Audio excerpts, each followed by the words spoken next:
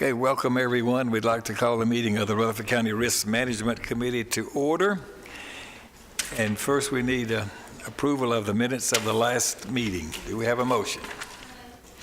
And Ms. Allen, do we have a second? All right, Mr. Hafner, did anyone have any corrections or additions? Everyone in favor then please say aye. Any opposed? Thank you very much.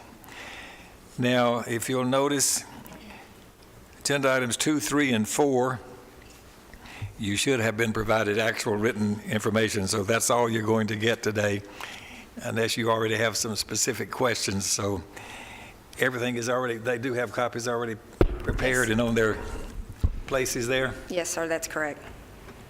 Okay, very good. But if you do discover something there, I'm sure Mrs. Street and others would be happy to help you with that. All right, agenda item number 5 is the CCMSI Property and Casualty Renewal, and Ms. Janet Bowman is going to give us the renewal information.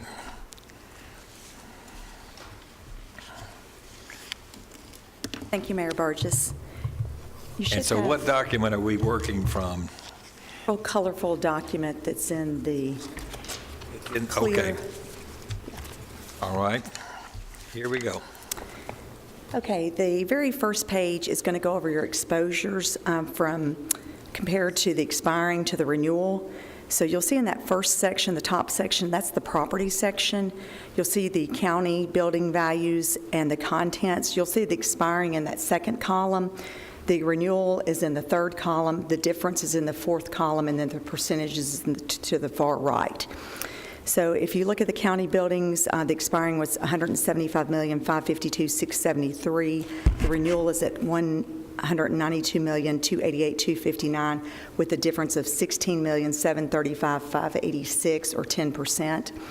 The contents value expiring was at $10,606,582. The renewal at $10,776,582, $170,000 difference, or 2%.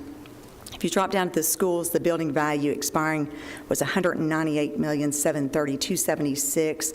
The renewal is $981,078,033, a difference of $82,347,757, or 9%. You'll see the contents values at $82,249,398. Expiring, the renewal is the same, no difference there.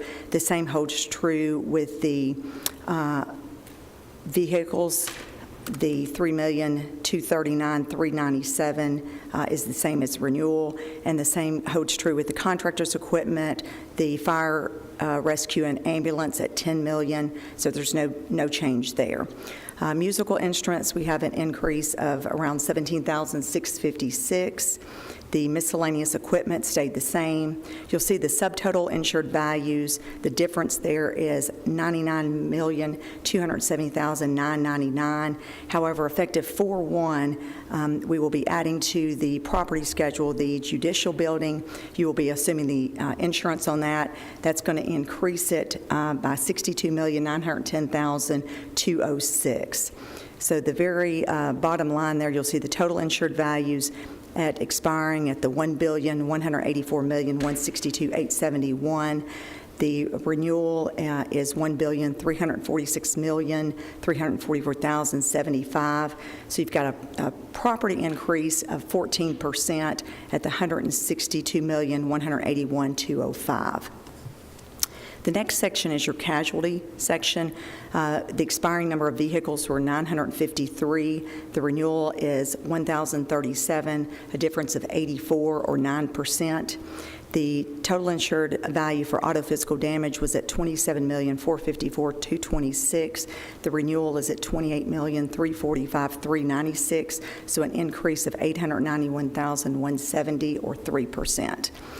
The general operating budget, we quoted that as the same as expiring, basically because we're about a month and a half earlier into the renewal than we typically are. So underwriters were in agreement to go ahead and use the same operating budget. The number of employees for expiring was 6,514. The renewal is 6,805. 290 one difference, or 4%. Number of students expiring, 43,895. The renewals at 45,280, or 1,385, or a 3% increase. So that's just kind of comparing the exposures from last year to this year. The second page goes in and starts breaking down the premiums. The first one is your property.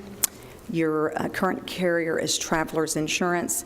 They are quoting exactly the same as they did last year, $100 million limit with $100,000 retention. If you'll look at the far right in the top yellow, you'll see the insurance rate has increased just a little bit. The insurance premium renewal is $588,078. It's that far number in the yellow and the white, or I'm sorry, in the yellow to the right. And then expiring was $468,928. Again, there was a 14% increase in property exposure, so a lot of that is the increase. You'll see in the red at the very bottom there is, again, breaking out the judicial building coming on board effective 4/1. The estimated total insured value there of that $62 million. You'll note the double asterisk there. The projected additional premium is going to be an additional $38,624. That $38,000, is that in the $588,000? No, it is not. It's not in there yet, so okay, so we got a $120,000 increase on all of the other buildings, et cetera, all of the property, not including the $62.9 million. That's correct. And so what percentage is that increased? It was 14% before we put in the judicial building. I mean, now the total insured values was up 14%. Were you telling us the insured cost is up 14% as well? Over last year is what you're asking, Mayor. What's that? Insurance cost over current year at renewal. Yes, so what we do is take the $588,078, and again, that's just projected on the $38,624. We've still got to get underwriters, it's still got to be appraised, and we'll have to get underwriters to confirm that number. So it'd be the difference of that number versus the $468,928. Okay, so continue on. Questions, just stop anytime. Ms. Allen? On the judicial building, is that just the building, or is it include the garage, or is the garage already in here? Yeah, that's all inclusive. So when you say garage, you mean the freestanding garage and the OD&J? We actually added that to schedule at the time that it opened, so that's already reflected in there. Okay, the next page is going to go into your liability coverages. You'll see in the purple there, Brit Global is your current carrier. The casualty insurance includes all of the line items to the far left, the general liability, law enforcement liability, public officials, employment practices liability, educators legal, auto liability, auto physical damage, sexual abuse, sexual harassment, and your crime coverage. You'll see in the expiring premium is $816,426. You typically do not purchase the terrorism insurance, which is that optional quote there. At expiring at $3,700. Your renewal premium with the same limits and same retentions is $966,305. You do have the optional terrorism coverage down there at the $5,200. Ms. Bowman, can you speak in reference to the markets that we sent out? Yeah, absolutely. Yeah, so typically we send this out to every market that we know that looks at governmental entities. We sent this out to numerous markets. We had 4 markets other than your renewal markets to respond. 3 out of those 4 markets declined the coverage, and basically because the loss experience is deteriorating. We have several claims that are pending that's going to have relatively large settlements on those. I'll be honest with you, I was pretty surprised that Brit Global actually renewed the coverage and didn't non-renew, because they're getting hit pretty hard with some of these settlements that are coming down. Like I said, 3 markets declined. The 4th market that said they would potentially look at it if they had about 90 more days, they said that they would actually increase the retention by $500,000 to $750,000. Right now, you're currently on the liability at $350,000, and that the premium would be well well over $1.3 million on just the liability. So, yeah, we always take it out to market just to see what's going on and make sure that we are getting the best options. And I would say with Britt and some of the claims that they've paid, that this is definitely your best deal. Okay, so would you sort of revisit what you just told us? Now, you've sent it out to 4 folks, and how many bids do we actually have? Well, you have your renewal markets that obviously responded, and then we have no other quotes from any other markets. We have 3 declinations, and then 1 carrier that said that they would potentially look at quoting with additional time, but their retentions would be $500,000 to $750,000 and well over $1.3 million on the premium versus the $966,305 with the lower retention. Brit is the only one, which is our current provider, and they've gone from $816 to $966. Is that correct? Yes, sir. Folks, I see all these settlements, and I think they probably lost money on us at $816,000. That's exactly right. They're just trying to, I think at this point, trying to recoup. Of course, there's been some exposure increase. It's a lot. We just signed another one today. That was a couple of $100,000 in excess of our $350. Know what the loss ratio is? Did you bring that number with you, Ms. Bowman? I brought kind of a recap of all the fiscal years broken down. The first couple of years have not matured. Obviously, I'll be glad to pass out, but I don't know your loss pick overall, but I can get that to you. Okay, the next page goes in, it's from Provident. This is your firefighters, emergency responders, accident policy. You'll see there, and all the limits are exactly the same as they were expiring. You'll see down there at the very bottom, the renewal premium is $4,737 versus the expiring premium of $4,366. If you recall, we used to have Provident on auxiliary officers as well as our volunteer firemen, and the Sheriff's Office no longer has auxiliary officers in place, so therefore the renewal is only for the volunteer firemen this year. And then the last page is from Admiral Insurance Company. This pertains to the health department for the dentist coverage for the professional liability. I believe, Ms. Street, that this is a pass-through, actually, that this is paid for by the state of Tennessee. So this is the professional liability. The limits, deductibles, retentions, and everything are exactly the same. You'll see there in the red the total premium at $2,755 versus the expiring premium at $2,253.94. So we actually went in last year and approved this as a insurance item, and then we worked with Ms. Nolan to actually recoup the monies that we pay in this premium back from the state in conjunction with Ms. Garrett over at the health department. So this is for the dentist at the health department? Yes, sir, that's correct. Okay. All right, we've had this explanation from Ms. Bowman. Ms. Street, how are we going to manage these? One at a time or what?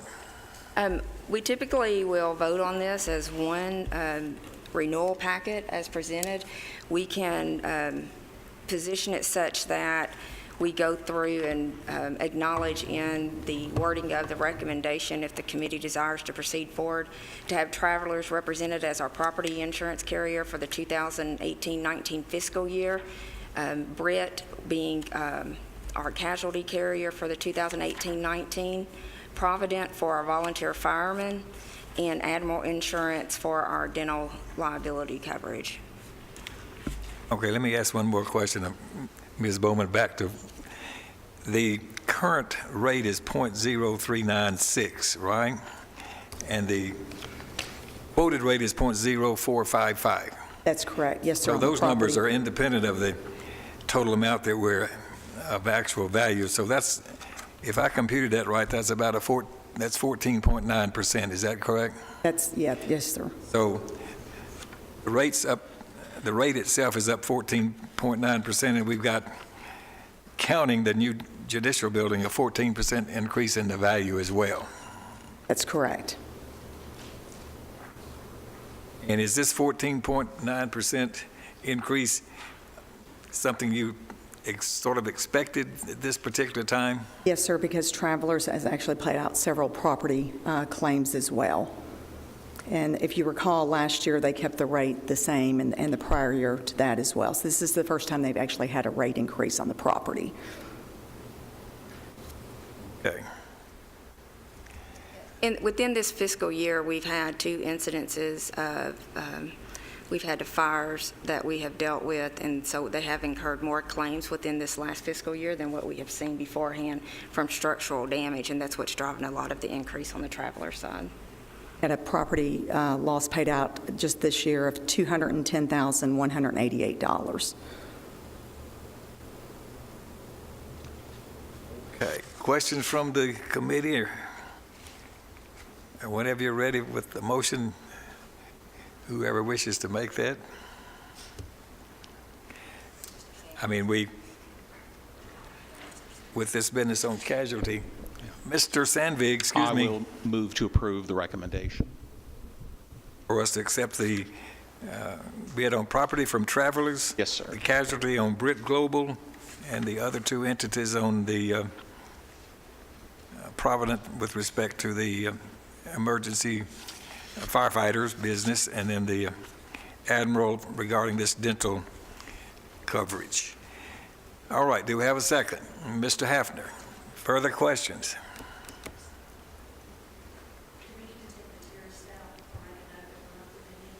We can make the note that, so what Ms. Hickerson is asking about is the optional terrorism, and we've always included this in the renewal. We've never actually adopted it into our renewal. After discussion, it's not the recommendation to take it year over year, and we continue the same this year. Are you seeing any change in the marketplace, Ms. Bowman, before they vote on that in terms of taking the terrorism insurance? Oh, we're not seeing that statewide. The So, Mr. recommendation would be Sandvig, no. is your motion to not include the terrorism risk insurance? And the maker of that second, Mr. Hafner, is that all right with you? All right, thank you, Ms. Hickerson, for that note. Further discussion? There's a lot of money here, folks. All right, then, I have all of one- you in favor of that? Excuse me, Ms. Allen.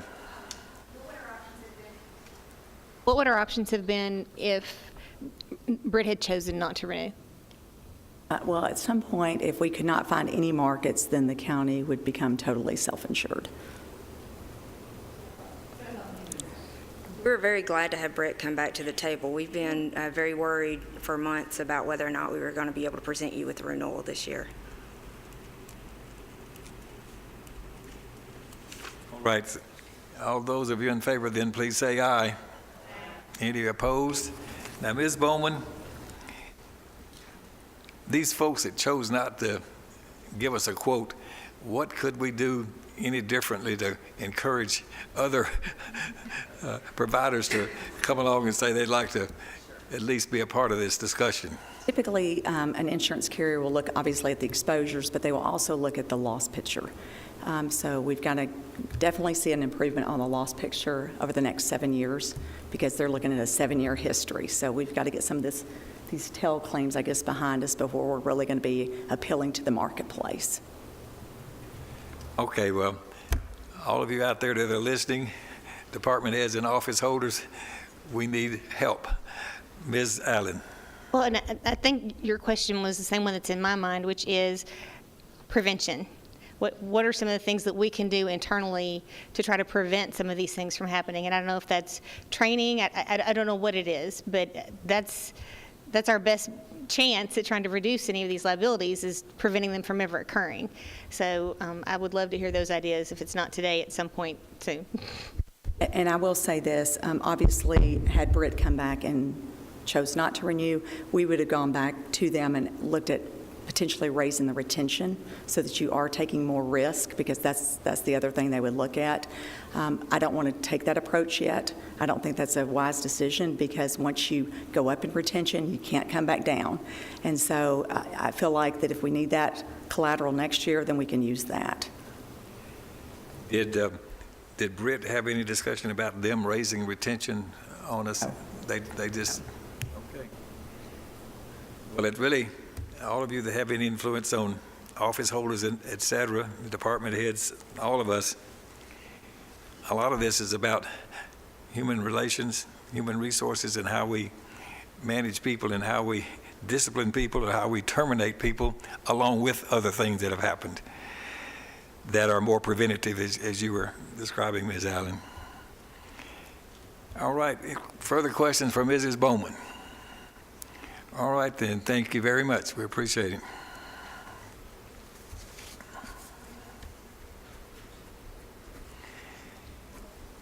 Mrs. Street, you're going to take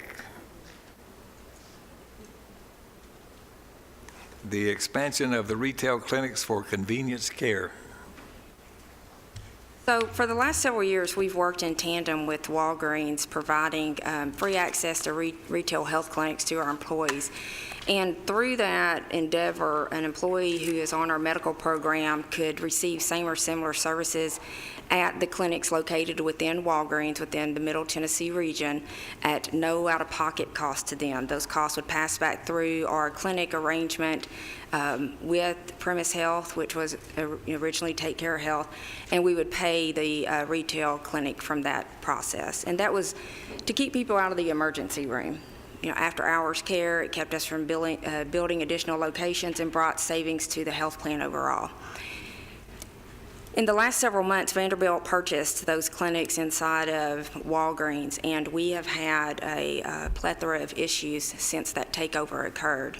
We've dealt with everything ranging from not being notified that Vanderbilt would no longer honor the arrangement with Premise Health and having our employees find out ahead of my office once they presented for care, to Vanderbilt not billing correctly, and even as it's been brought to their attention that they're billing incorrectly, they've continued to do so, and that is affecting our employee population tremendously, especially those who are on the HRA plan, which is the largest portion of our population, with it being the beginning of the year as the flu season has hit and sinus infections and all that, and people have taken advantage of this relationship that we've had.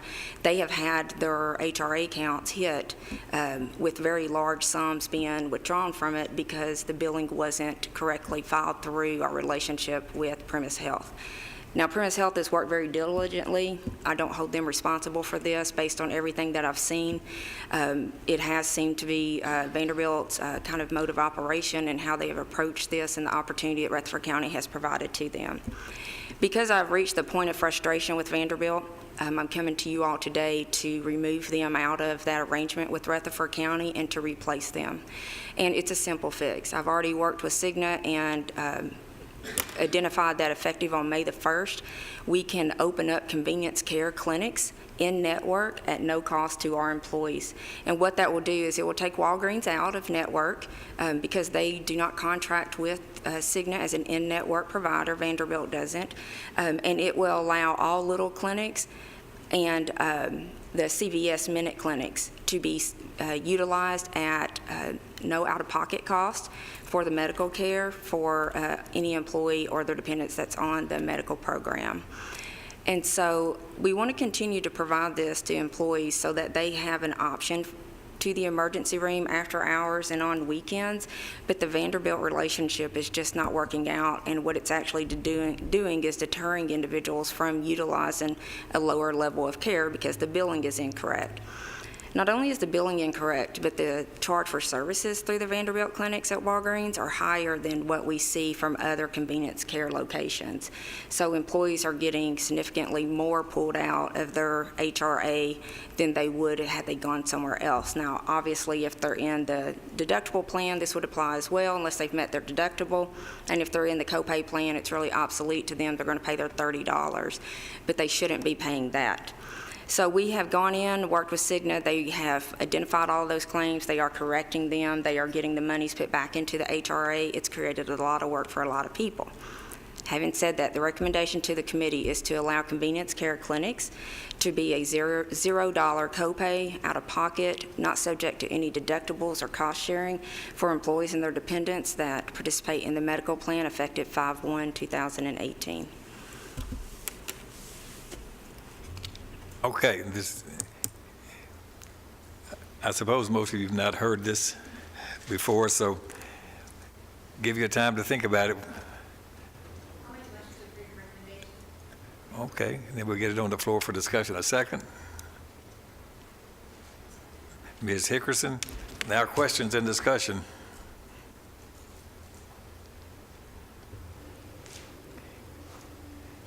Is there any feedback from some of you folks that have already, go ahead, Mr. Marlin.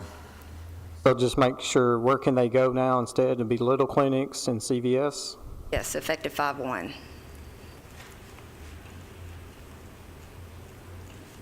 Mr. And that will be Sandvigen. all within network, so that can be throughout, throughout their participation area, not just restricted to Middle Tennessee like they are now. And then $0 out of pocket? Zero cost to the employer or their dependents for utilization of the clinics. Those costs will come 100% through the health plan. No comment there, sir. You're okay. You don't have any adverse potential feedback you think here from your group? Wow, okay. Okay, Ms.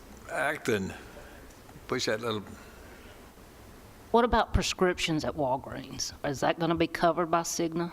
No, it won't, just as it is today. The healthcare services are covered out at no cost out of pocket, but the prescriptions runs through the health plan, just as they do now in the current arrangement.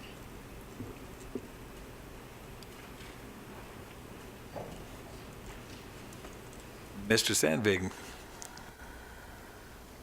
But our employees who are used to getting prescriptions at our clinics will still get them under similar provision? If they utilize the MedPoint clinic. If they go Right. to a retail health clinic, then they'll have to use the retail pharmacy. But yes, we still offer generics and will continue to do so at our employer-owned health clinics. Okay, then, if there's no, Ms. Hickerson, yes, ma'am. Just to make sure, this affects the Walgreen clinic only, not the Walgreen pharmacy part as for filling our prescriptions. That is absolutely correct. Ms. Allen. How are we going to go about informing the employees that Walgreens is out? We will communicate through email as we typically do, and we will ask Ms. Hickerson to chase her folks down and tell them as we typically do. And we will, encourage the school system, as we always do, to post something where their janitors will see it and other classified employees that may not regularly check their email. So within the Board of Education, they all have emails. If you're employed at the Board of Ed, you have an email address. It's not true of the county. We know that it's solid waste in the highway department primarily that don't have the emails and a few outliers. So we always make sure that we get the information to the head of those operations to let their folks know. Okay, any further discussion? If not, then all of you in favor of moving to the CVS Minute Clinics from the Vanderbilt/Walgreen arrangement, please say aye. Weekly, any opposed? Okay. Next, 2019 medical, dental, and vision renewal for the active employees, the pre-65 retirees, and the post-65 retirees. And we have a book here, I suppose, that has all this information contained therein. Mrs. Street. Okay. So I know the book can look intimidating. We've tried to put this together in a way that it's very methodical and will allow us to generate discussion and do this in a way that simplifies the process. So we hope this works. I've got Mr. Derrick with me today, as well as Ed Scott, who is an actuary with Willis Towers Watson, and I know his title's bigger than that, but that's the easiest way to explain it. Anyway, so we will start with the easier products. We'll go through dental and vision, and then we'll tackle medical. So we'll begin with the dental plans for Rutherford County versus the state of Tennessee, and Ms. Watson will walk through that. Ms. Watson, Ms. Derrick will walk through that. There you go. Okay. Similar to like what we did last year, we kind of laid it out so you could see what the county is offering versus what the state offers to make sure that you're staying very close to what they do, because we know that's probably the biggest comparison that your employees have. And so as you'll notice, we have 3 options here with the county. So your option 1 and option 1 buy-up, and then the option 2. Under both plans, your deductible is actually just a little bit higher than what the state plan is. But you also have the same kind of benefits, 100% for preventative, the 80% for basic, 50% for major services. You also have the 50% for the orthodontia benefits as well, just like the state does. The one thing that the state plan has, and I want to draw your attention to the little note below, is they offer what's called a DHMO plan in addition to their PPO plan. And a DHMO is very similar to like the old medical HMOs that you would see. So you have to pick a provider, and then services are paid based on a schedule. And so we'll kind of walk through that in a minute, but if you'll turn kind of behind the next few pages, behind page 6, there's several different little flyers that kind of walk you through that benefit, so you can kind of review that at your leisure. So if you'll proceed to page 6, we are going to recommend some plan design changes beginning 2019, and I would like to remind the committee that this is 100% employee-paid benefit. The county does not contribute towards any of the cost of dental insurance. For option 1, the recommendation for option 1 and option 2 is to increase the calendar year maximum to $1,500 and to add coverage for dental implants to both plans. Option 1, the variation with that plan is the increase in orthodontia benefit, and we have seen what could be, what we thought may occur, and it has turned out to be the case with adverse selection against that plan. And so we are making the recommendation that that plan actually not be available for new enrollees January 1st, 2019, and that there would be a one-year continuation for existing enrollees with the plan sunsetting on January 1st, 2020. And the reason that we're doing that is so that we can communicate with those current enrollees to let them know that this change will be coming on January 1st, 2020. It will give them an opportunity to have their children actually maximize the orthodontia benefit inside of the plan, enable them to re-enroll in October for January 1, giving them next year to continue to have some of those costs absorbed through the insurance that they had planned for already, but we would not allow any new enrollees into that plan. And then we would sunset that plan, meaning that we would no longer offer it effective January 1st, 2020. The other recommendation in terms of plans is to add a dental HMO that Cigna has available. And if you'll look behind page 6, you can see a description of that product. And what you find with the dental HMO is that there is a network that is actually somewhat smaller than what the PPO network is. The benefits can look different slightly than what a traditional PPO is, but so are the premiums. The premiums are significantly reduced over what you will see in a PPO arrangement. And for some people, that provides them enough coverage.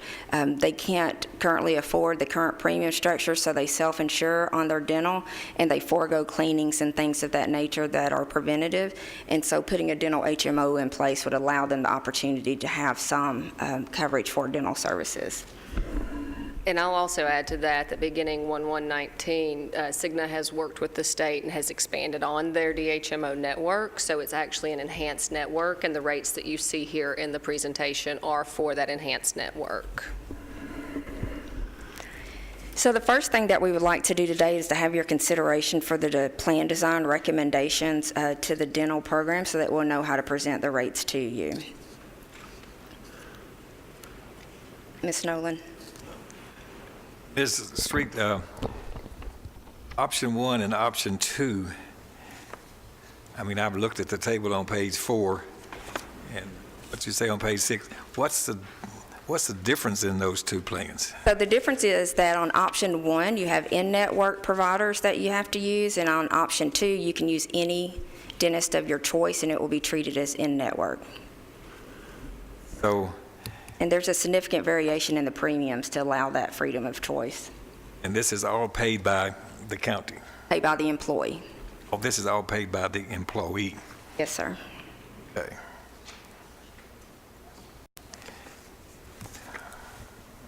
Ms. Nolan had a question, sir. Ms. Nolan? I did on the dental implants. When we say we're adding coverage, what is the coverage? So the coverage is currently to exclude dental implants, and it would provide for it to be available to them up to the calendar year maximum as shown in the schedule. So it would cover it 50% up to the $1,500 in essence.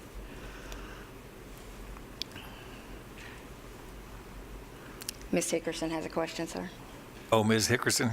Okay, looking at this, dental is completely paid by our employees only, no county money whatsoever. And option 1, you go to the dentist on the list that takes the insurance. Option 2, you can go to any dentist you want whatsoever. So why do we want to look at offering the DHMO plan for them? And I don't know the number on the option 1 buy-up, but it's the employees' money. So could you explain how it would help the employees? Not really saying we're taking it away, we're giving them warning, but why would we want to make these changes? Like significantly, what are we offering them? Since it's their money only, they really don't have to, I mean, they don't have to take any of this stuff we offer. But can you explain that just a little bit so the average folks watching can understand, if it's my money only, why are y'all wanting to change something? Kind of better explain it to them.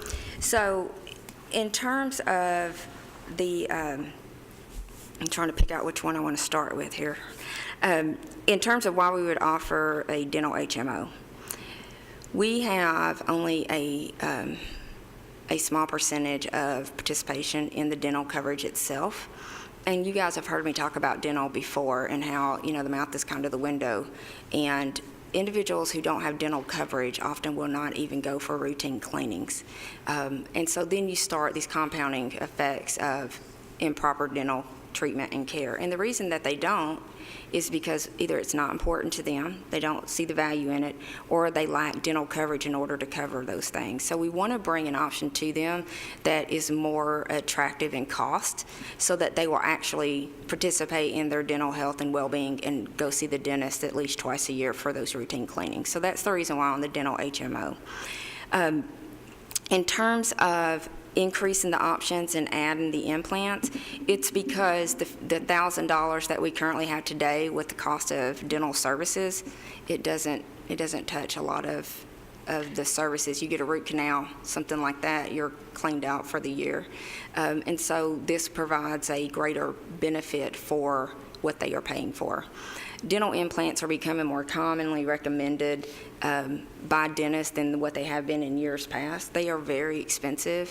An average implant per tooth is around $4,000 to $6,000. And that's why you see, even though we're adding it, you only see a claims increase of about 1%, because even adding the benefits, some people still won't be able to afford it, but at least it will be there as an option to them, whereas today it's not.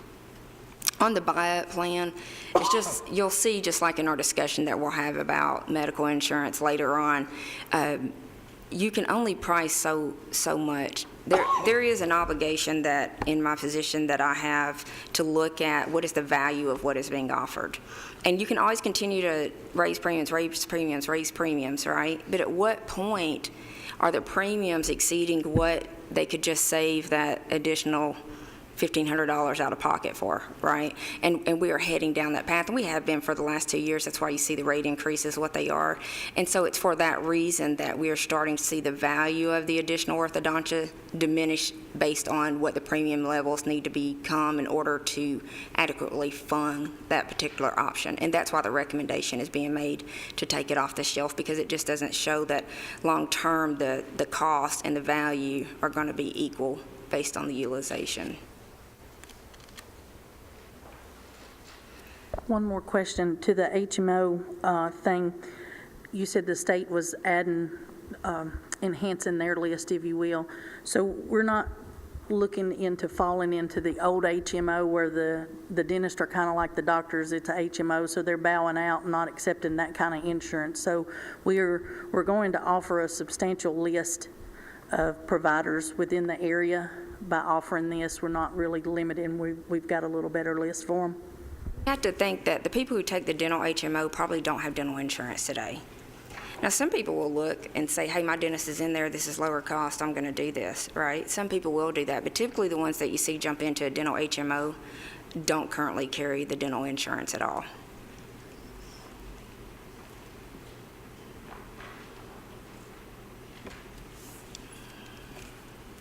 Mr. Marlin? Mr. Marlin? Oh, Mr. Marlin? So let me just make sure I understand. We're talking about going only to one option here, right? Right now, there's 3 options? Right now, we have option 1 buy-up, and option 2, and the recommendation is to have option 1, option 2 with the increase to the benefits as noted, and to add an option 3 being the dental HMO.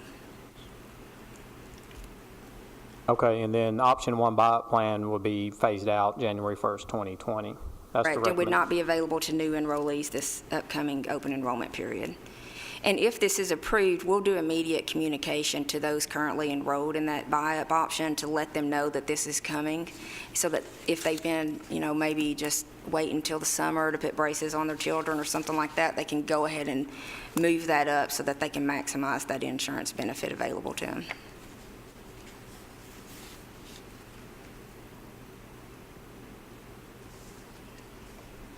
Now, you said this option would not be, a buy-up would not be available for new enrollees, so, it's just a one-year continuation, then everyone's out after Right, that? Okay. Right. And one of the things that, that I've dealt with on the option 1 buy-up is that everybody looks for ways to save on insurance premiums, and sometimes people try to beat the system by putting braces on 1 year while they have the option 1 buy-up, and they think they've locked in that $2,500, and so open enrollment comes around and they drop them back down to the option 1.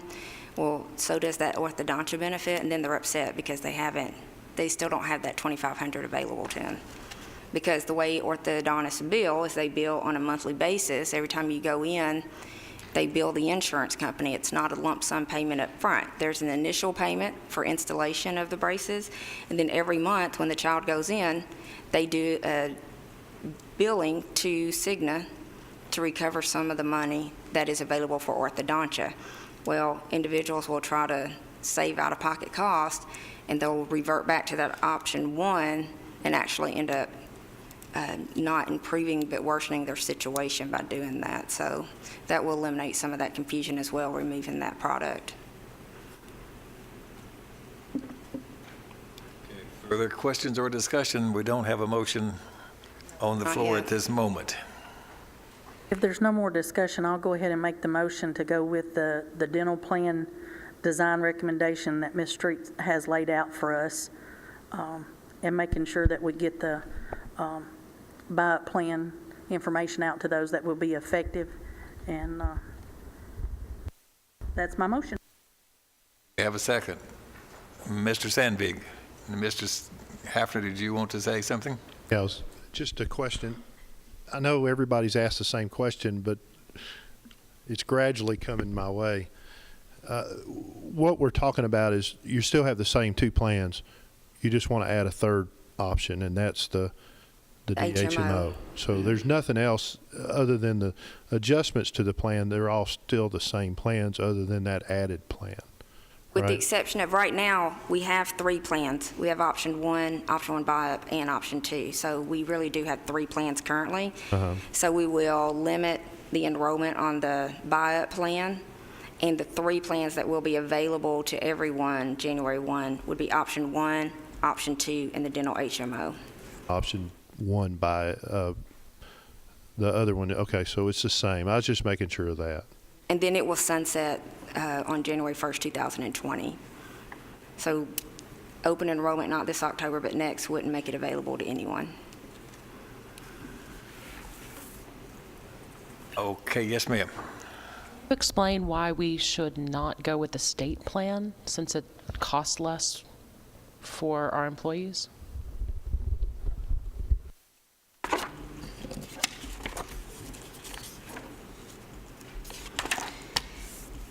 When you go with the state plan, the biggest thing you lose is control and modification to your specific population. So whereas we can monitor the claims and adapt our plan because we're in a self-funded arrangement, if we move to the state on any of their products, then we're at the mercy of the state. And that has always been why we never go with the state plans, is because we don't want to lose that control and ability to do what is best for our people. We want to be able to make those modifications as we see necessary in order to offer products that are specifically tailored to the employees of Rutherford County.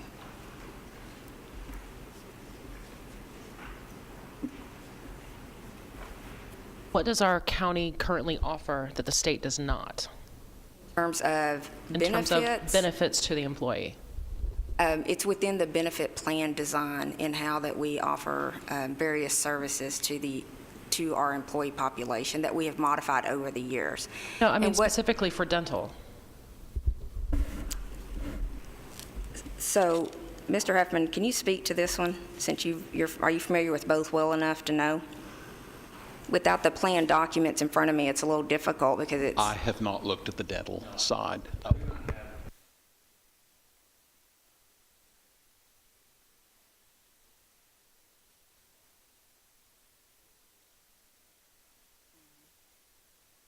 And we have done that at times. I just don't have the information here. But for this committee, especially on the medical side, we have gone in and done those extensive line item reviews, which is what you're asking, but I don't have that information with me today. Okay, further discussion. We do have a motion and a second to accept the proposed changes as we've defined. Ms. Allen? Along those same lines, do you also examine what the state rates are? So you know Yes. how our rates are in comparison? Okay. And so... We do compare that and look, and the reason is because with the Board of Ed, there's been discussion about going to the state plans, and so that's a common conversation for Mr. Sandvig and myself, is looking at what the state provides versus what we provide. And it used to be the gap was bigger, quite frankly. Our premiums were a lot lower than what the state is, but we're self-funded. And this is what you hear me often say up here is the ones who are accountable for our premiums are the one who uses the insurance, right? And so utilizing MedPoint and other points of service that we've made available that are lower cost are what drives our plan premiums. And right now, we're about neck and neck, and maybe even potentially over in one tier or another with the state based on our current plan designs.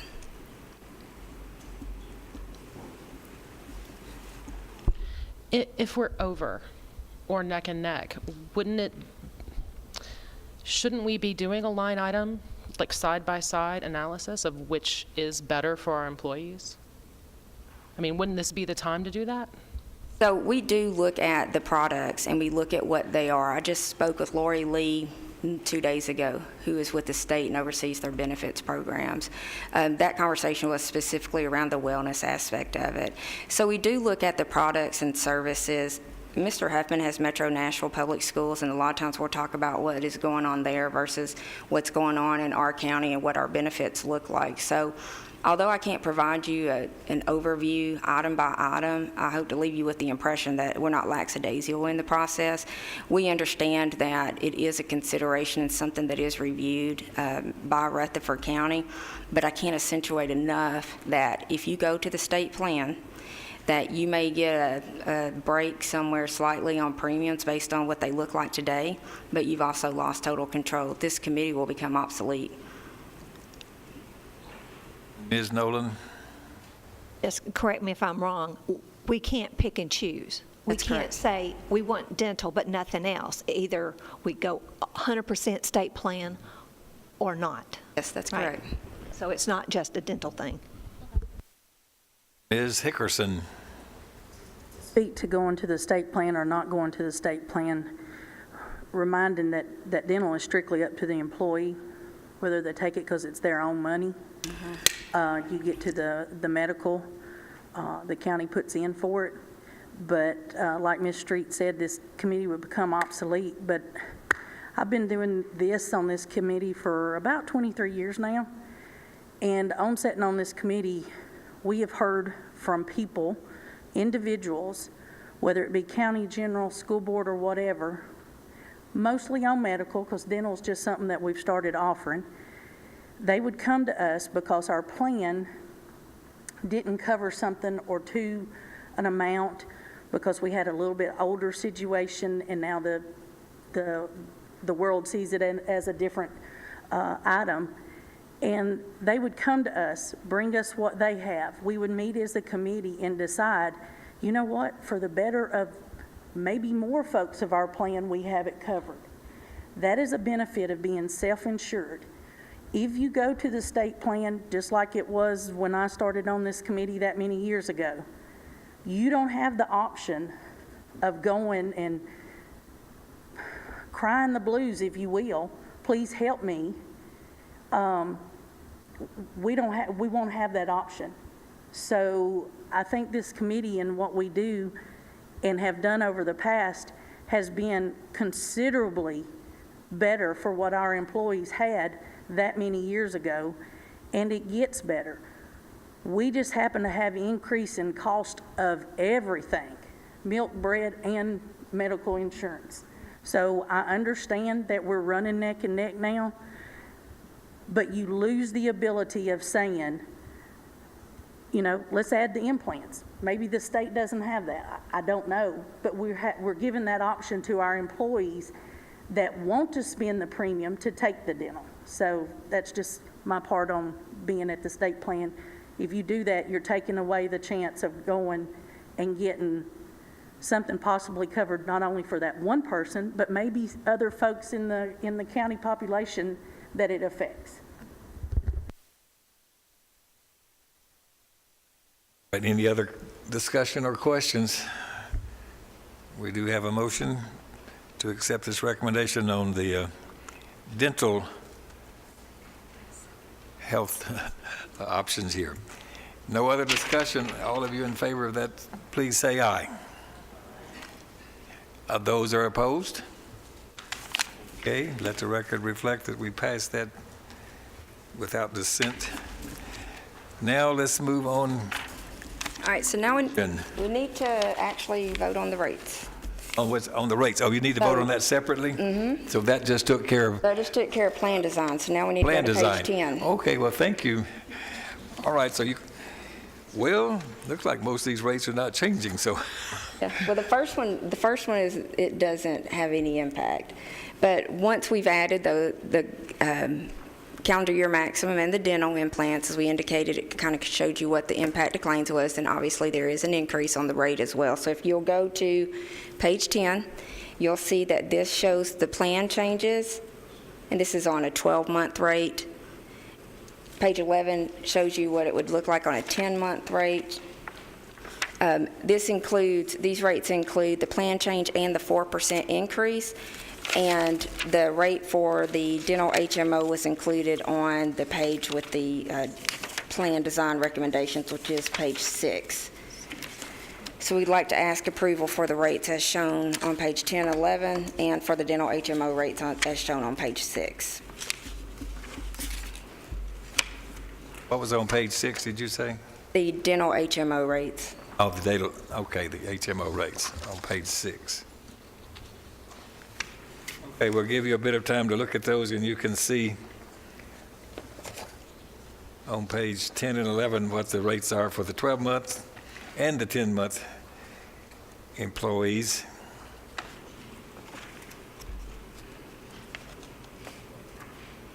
This 4% increase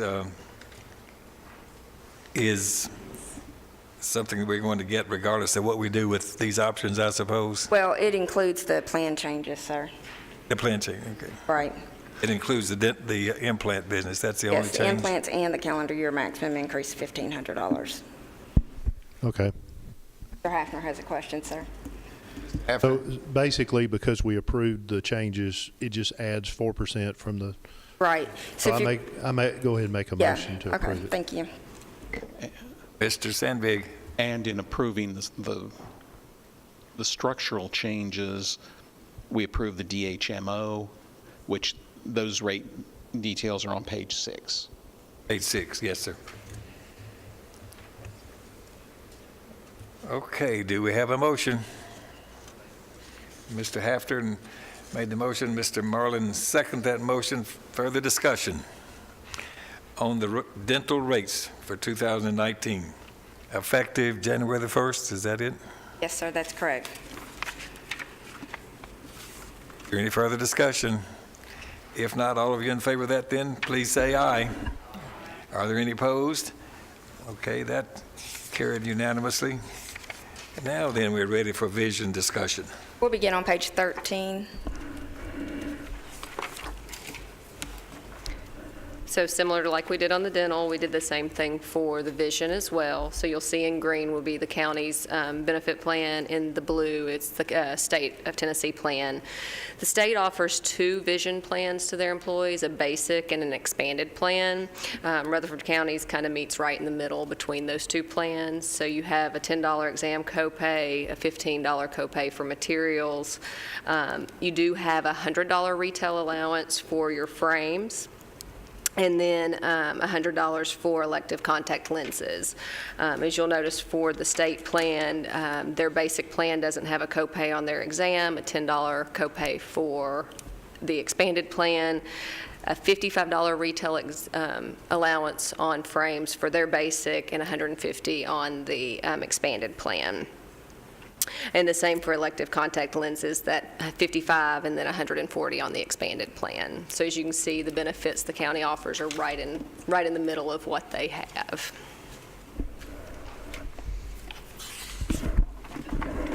So we're not recommending any plan changes to vision for 2019. Claims show a necessary increase of 6%, and you'll see the rates on page 15. The recommendation to the committee is to accept the 6% increase on the vision coverage and the rates as shown.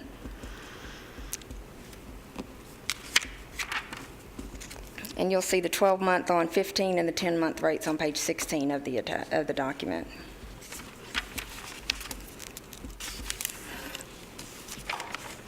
So it's a 6% increase on both of those. Yes, sir. It's just, and the annualized premium is the same. It's just the premiums vary because of the months in which we collect them.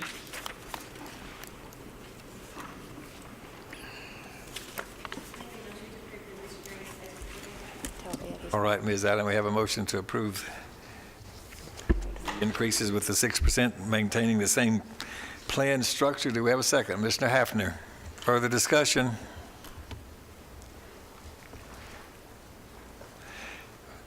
Everyone in favor then, please say aye.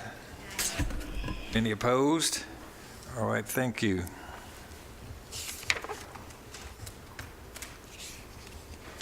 Okay, now the fun part. We will start looking at medical rates. Actives, pre-65s, and post-65s, okay? Just to walk you through the document, we'll do this just slightly different, I have a feeling, than what we did on the dental, even though we're recommending plan changes. So for your reference, on page 18 and page 19 and page 20 and page 21, if you want to see how much employees in the county are paying today for current medical benefits being offered, these are your reference pages, 18 through 21. Now, later on in all the other recommendations, we will show you what the amount of increase for employee, amount of increase for the employer is in the calculations, but if you want to just refer back, cross-check, whatever makes you feel best, you can use these pages as your reference. So now we'll let Ms. Derrick walk you through the state versus Rutherford County in terms of plan design. Yeah, so page 23, it's that fold-out sheet. So when we laid it out side by side again this year for the medical piece with the county versus the state, not a lot had changed. The biggest part that changed was on the state's plan. They've done something a little unique with their annual deductibles and their out-of-pocket maximums. You'll see that they've gone in and they've made some tweaks to where they have an actual deductible out-of-pocket for an individual, individual plus spouse, individual plus child, children, and family. Under the county plan, we still keep the 2 tiers, so an individual and then family for the deductible and the out-of-pocket. You don't see the 4-tier plan very often. In fact, this is probably one of the first times I've ever seen this kind of laid out. But that is the biggest difference. But when we looked at it compared to last year, their individual and their family was the same, so it just really added those 2 tiers in the middle this year. Side by side, the county plan is a little bit richer in some areas than the state plan is. The RX tends to be a little bit cheaper on the generic across the board, but the plans run very similar to what the state plans run.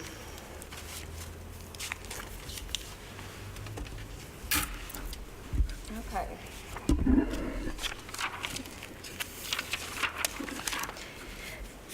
So we are recommending changes for 2019, and those are shown on page 25. The HRA plan has no change in plan design. There will be a rate increase. We'll talk about that later on. The post-65s, we are not recommending any plan design changes. There will be a rate increase, which we'll show you later on. The copay plan, and I know I'm doing this out of sorts, but that's because the deductible is probably where we're going to spend most of our time today. On the copay plan, we are making a recommendation for increased cost sharing. So that's what the member pays before they access a benefit, from a deductible of $1,000 to $1,250 individual and to $2,500 for family. Now, I will remind you that on the copay plan, they can go see their primary care physician and pay $30 out of pocket. They do not have to meet this deductible first. So January 1st, they had a rough New Year's Eve, they need to go to the doctor, they pay $30. They need to go see a specialist, they pay $50. They will not have to meet that out-of-pocket deductible as shown before they receive those services at those copay levels. And let's say that they go to the doctor's office and the doctor says, we need to admit you to the hospital. They're going to pay $30 for that doctor's visit, and then they're going to have to meet the deductible for the hospital stay and all the services that they received in it before the plan starts paying at 80%. Okay, so even though we're recommending an increase to the deductible, those amounts that they pay at point of service for primary care and specialists will remain at the $30 and $50, and I just wanted to remind you about how the deductible actually functions on the copay plan. We will also reduce employee contribution per current schedule. Right now, we are at 90% for employee-only coverage from a county contribution level, and reduction per current schedule means that the employee plus spouse, employee plus children, and employee plus family will reduce to 82%, because we are on a downward decrease in county contribution until we get to 80% for those three tiers. Okay. So that leaves us with two categories, which is active employee for the deductible plan and the pre-65 plan. I've brought for you three considerations for the deductible plan. The first option there that you see is to reduce employee contribution per the current schedule, with or without grandfathering, and I'll explain what that means. If you adopted that, that would leave employee contribution at 90%. It would reduce the three other tiers to 82%. You've heard me talk about this for the last 2 years, and actually when we came to committee last year at renewal, we talked about discontinuing offering the deductible beginning January 1st, 2020. I had told you that we would be making that recommendation next year because we were holding on, and it's because of the same things that we see on the buyout plan. The cost for the necessary increase versus what the benefits are, you can continue to increase those premiums, but if you're not improving the benefits, then the gap becomes wider and wider, right? And now that we've gone to a passive enrollment, people do what? They do what's happened. I shared with you guys not long ago, we had a very small percentage actually log in and look at their open enrollment materials. I know that people have called and said, why am I being charged this premium? Because they never looked at the booklet that we sent out, right? So we do try to look out for folks in making plan design and premium changes that we feel like our average employee who makes $40,000 a year can live with. So with grandfathering means that we leave the plan, we do 90% for employee only, 82% for others, and we don't allow any new enrollees to that insurance plan beginning January 1st, 2019. And the folks that are in it, They'll pay the rate increase, and they'll pay the premium based on rate increase and reduction in contribution. Without grandfathering means that we'll just leave it status quo. We'll take the necessary rate increase, and we'll leave it as an option available for folks, and just hope that they take a look at the premium structures for next year, because the deductible plan needs a hefty increase. The second option there is to reduce employee contribution to 82%, as well as the other 3 tiers. So right now, employee-only coverage, single coverage, is at 90%. We would reduce that to 82%, as well as the 3 other tiers within that plan. So within the deductible plan, we have 333 Board of Education employees who take employee-only coverage, who are currently getting 90% contribution made towards that. And we have 140 in our county general for employee-only. Mr. Sammy, did you want to say something? Employer contribution dropping from 83 to 82 or not? Yes, it would. So it's currently 83. It would take the decrease to 82. It would apply to all 4 tiers is his point. And we would continue to reduce that, we would continue to reduce that this 1 year to 82%, and then we would sunset that plan on January 1st, 2020, meaning that we would have it available this year for open enrollment, but next open enrollment, it would not be available to employees. What happens when you reduce that to 82% is that they start to pay 8% more because the contribution is less, on top of the necessary increase that we will see, which is 16% right now. The last option is to discontinue offering the deductible plan beginning January 1st, 2019, due to the rising costs and adverse selection of the plan. So what I'd like to do is to get feedback from the committee. And, you're welcome to kind of look ahead to see what that does. I can tell you this. Right now, if we left all the 3 plans on the table, the copay plan needs a 1% rate increase. We need a 16% rate increase on the deductible plan. And this is all in your booklet. I see some of y'all writing that down, but if you'll look ahead to page 28 as an example, you'll see that. And we need a 8% increase to the HRA plan. So if we left the plan with or without grandfathering, that's the rate increase that you would see. If we dropped the contributions down to 82% for all tiers in the deductible plan, page 30 shows you what those rates would be. Okay, so you're going to look at page 28, and you're going to look at page 30. And then I want you to flip over and look at page 32, because removing the deductible plan has an impact. Whether we remove it this year or next year or 5 years from now, we're going to have an impact from removing that plan, because those folks have to go somewhere. And we know that the utilizers inside the deductible plan carry the highest claims costs on a per member per year basis inside of that plan. And there's also a variation between what we see in an active employee and a pre-65 employee.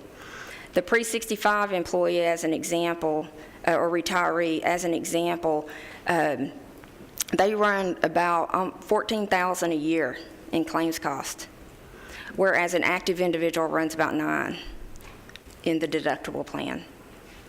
So you can see how much of an increase there is by that change in status from active to retire or pre-65 retiree. And I will remind you that on our pre-65 retirees, their experience is blended in with our active. So when Ed looks at things, he's looking at one big pot of claims for our pre-65s and our actives. When you remove that deductible plan, you can see that that copay plan that would have been 1% increase jumps to 16%. And the 8% for the HRA jumps to 12%. And that's making the assumption that 95% of those in the deductible plan will go to the copay plan and 5% will go to the HRA.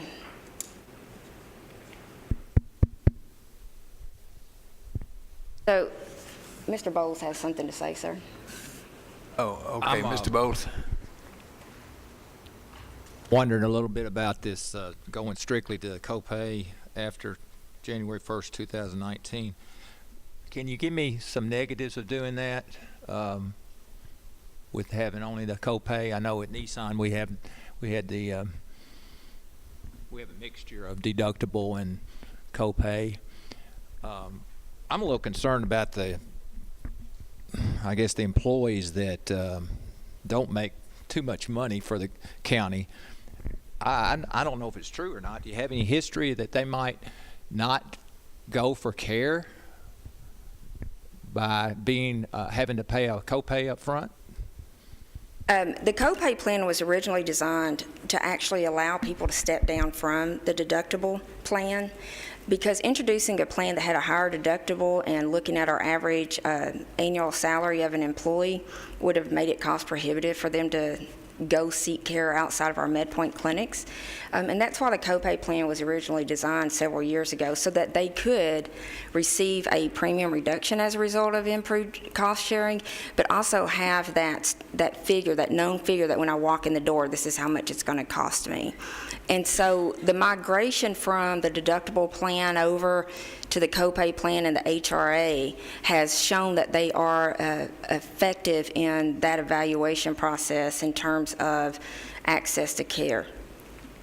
Our organizations where the average population earns much less than the $40,000, and those specific divisions, we see a high utilization of our services inside our MedPoint clinics within those populations. Now, the challenge with the deductible plan is that when you look at the county contribution as it relates to the employee's annual salary, we have some individuals that are on the deductible plan where the medical matching from the employer equates to 70% of their annual salary or more. And Mr. Sanvey is saying that on the Board of Ed side, they even see it above 100%. So what that means basically is you may have a $20,000 a year employee who makes $20,000 a year, and the matching for just their medical insurance costs the county $24,000 a year. What that also says is that their portion that they are paying is a large amount of their take-home pay. And so, as I said on the dental, I try to look out for those people, and sometimes it may feel like tough love because they see that they feel like you're taking something away from them, but really you're trying to look out for them and get them into a plan that is cost more competitively for them and still provides the adequate access to care. I do believe that our employees have become better consumers of insurance over the last several years. That's shown in the migration. But I also know that it is sensitive to some about the removal of the deductible plan because they are willing to pay that premium for that security that they feel like they have the best insurance plan available to them. So I'd like to give y'all just a breather for a second and switch gears on you to give your brain a rest. And I want Ed to walk through page 27 because this actually tells you how do we get to this discussion. What is it that we need being a self-funded program? How much money do we need to have in the bank next year to pay projected claims? So Ed, if you just want to walk through that. Does that pull all the way over? Okay, so starting out on slide 27, projected lives, so January enrollment, so we know the current enrollment is over 6,000. That's a fully credible amount, so you can base it off of just 12 months of data. I will say that we typically will use more months of data to account for smoothing effects. In particular, you had a pretty bad 2015, a pretty bad 2016. So 2017, from a claims perspective, was a much better year. If we only use 12 months of data, we would tend to ignore the past history. So we do use 3 years of data. We weight it more heavily to the most recent 12 months. But as we walk through here, we're actually showing an example of the most recent 12 months. So the average lagged lives. We do assume that there is 1 month of lag. So claims typically paid in January were incurred in December is the way to think of that. So you had over 5,700 covered enrollees in 2017, you can see over to the left is the per employee per month. So this is really, we break everything down in per employee per month. Total claims is 57.8 million. We back out the RX rebates, so we know that you are getting rebates from prescription drugs. You're also getting some recovery from stop loss claims that go above the attachment point. So those two pieces combined are about 1.6 million that gets reduced. That leaves us with $56 million for 2017. On a per employee basis, that's about $811 per employee per month. We then trend that up, and this is an important assumption. So there's different trend assumptions you can use from aggressive all the way to conservative. We're using a very moderate trend assumption. So national average trends right now are roughly in the 6 to 7% range in all the survey data. So we're using very moderate 6.5% trend. We're trending that forward in time to 2019. So that's an effective trend over 24 months. That becomes 13.4% when you compound that trend. So that takes our $811 and moves it to $920 in 2019 dollars is the way to look at that. So that's about $66.4 million. The additional experience factor, that's where I talked about we're not just using 12 months of data. So the prior 24 months of data, which isn't weighted as heavily, was higher. So that actually bumps up our experience 1%. The plan changes that were discussed before, that's about a 0.6% reduction. And then the claims fluctuation corridor. So this is a conservative aspect that we typically will add to any moderate projection that says, look, we know claims from year to year, from month to month can vary greatly. So to be safe, we'll put in a slight fluctuation corridor, and 2% is kind of a moderate assumption on that as well. So that gives us our total claims expectancy of just under $68 million or $942 on a per employee per month basis. From there, we add the fixed fees that we expect for 2019, the admin fees, stop loss fees, and then other fees, which includes premise health. That's about $6.3 million expected of fixed fees. When you add all that together, the projected cost for 2019 is $74.3 million. Your current premium base, so when you look at the 2018 rates and you look at the lives, what coverage tier they're in, what plan they're in, and multiply all that out, your premium base is just under 70 million, 69.5 million. So what we do is we say, okay, you have to increase your premium base to meet the expected cost. And that increase is 6.9%. So one way to look at this, if you didn't make the plan changes, those savings you could look at that would probably be about 7.5% instead of 6.9%.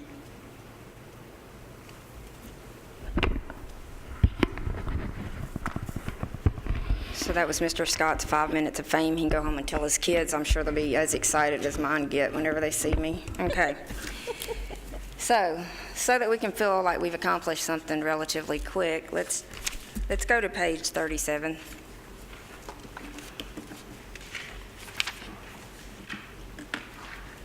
This is the easiest part of our medical renewal. This is our post-65. It's freestanding. It's not incumbent upon anything else that we've talked about in terms of plan changes, rate increases, et cetera. I'd make the recommendation to the committee to accept a 3% increase with no plan changes to post-65 retirees effective January 1st, 2019. We're only voting on post-65, so we can check that off our list, and then we'll go back to active. Mayor, you have a motion? Do we have a motion on that? 3%? They liked that 3 after they heard the 6.9. Is that it? Now, this is on the post-65 retirees. We're only voting on post-65 right now. We check that off our to-do list. There's no changes in their plan description or otherwise. It's just a straight up 3% increase. Is that correct? Yeah. Do we have a second? Mr. Sandvig. Further discussion? Okay, Mr. Marlin. So that's 3% for the employee and for us, the county. Right, so it's the retirees, yeah, it's 3% to the rate. Now, the funding is a little bit different. You'll see there's various grandfathered, non-grandfathered, and then the one without RX, and the ones who have the grandfather get a higher county contribution, but to the total rate, it's a 3%. Further discussion on that then, so she started us with an easy decision, of, comparatively speaking. All of you in favor of adopting these 3% increases for the post-65 retirees, please say aye. Aye. Any opposed? Okay, thank you. Next. Okay, so let's go back to, find my page number here. Let's go back to page 25. One question before you may be going to cover this, but when we look at these other rates starting on 28 and going forward, all of them, we have option 1, option 2, that all those 3 options are what we have suggested as possible options for the deductible plan. Yes, sir, that is correct. And all of those pages include, for the copay plan, an increase on the deductible from $1,000 to $1,250. Is that correct? Yes, sir, that is correct. So let's assume that that's going to happen. Yes, sir. On all of those other comparatives on option 1, 2, and 3. Okay, you Yes, may sir. proceed. Okay. On the pre-65s, I just want to talk to you about that a little bit before we go back to the actives. So their experiences combined with the actives, and you will see that total rates for pre-65s from a premium perspective and the actives match. Pre-65s have 3 plans available to them. They have the copay plan, they have the deductible plan, and then they have what's called a Freedom Choice plan. And for those of y'all that have been on the committee for a while, we introduced the Freedom Choice plan 3-4 years ago. And we did that as an option for pre-65 retirees to have available so they could actively look at best ways to control their medical premiums and access care. And we provide to them currently $500 a month into a HRA at Cigna, and that money can be used to pay for insurance premiums, out-of-pocket costs related to their medical insurance. We have had only a handful of people take advantage of it, yet when we have looked at this and when we promoted this to the committee, we showed that in the general market, they could actually purchase similar insurance at a lower cost than what our total premium was and retain the difference in premium in that HRA to cover any out-of-pocket costs.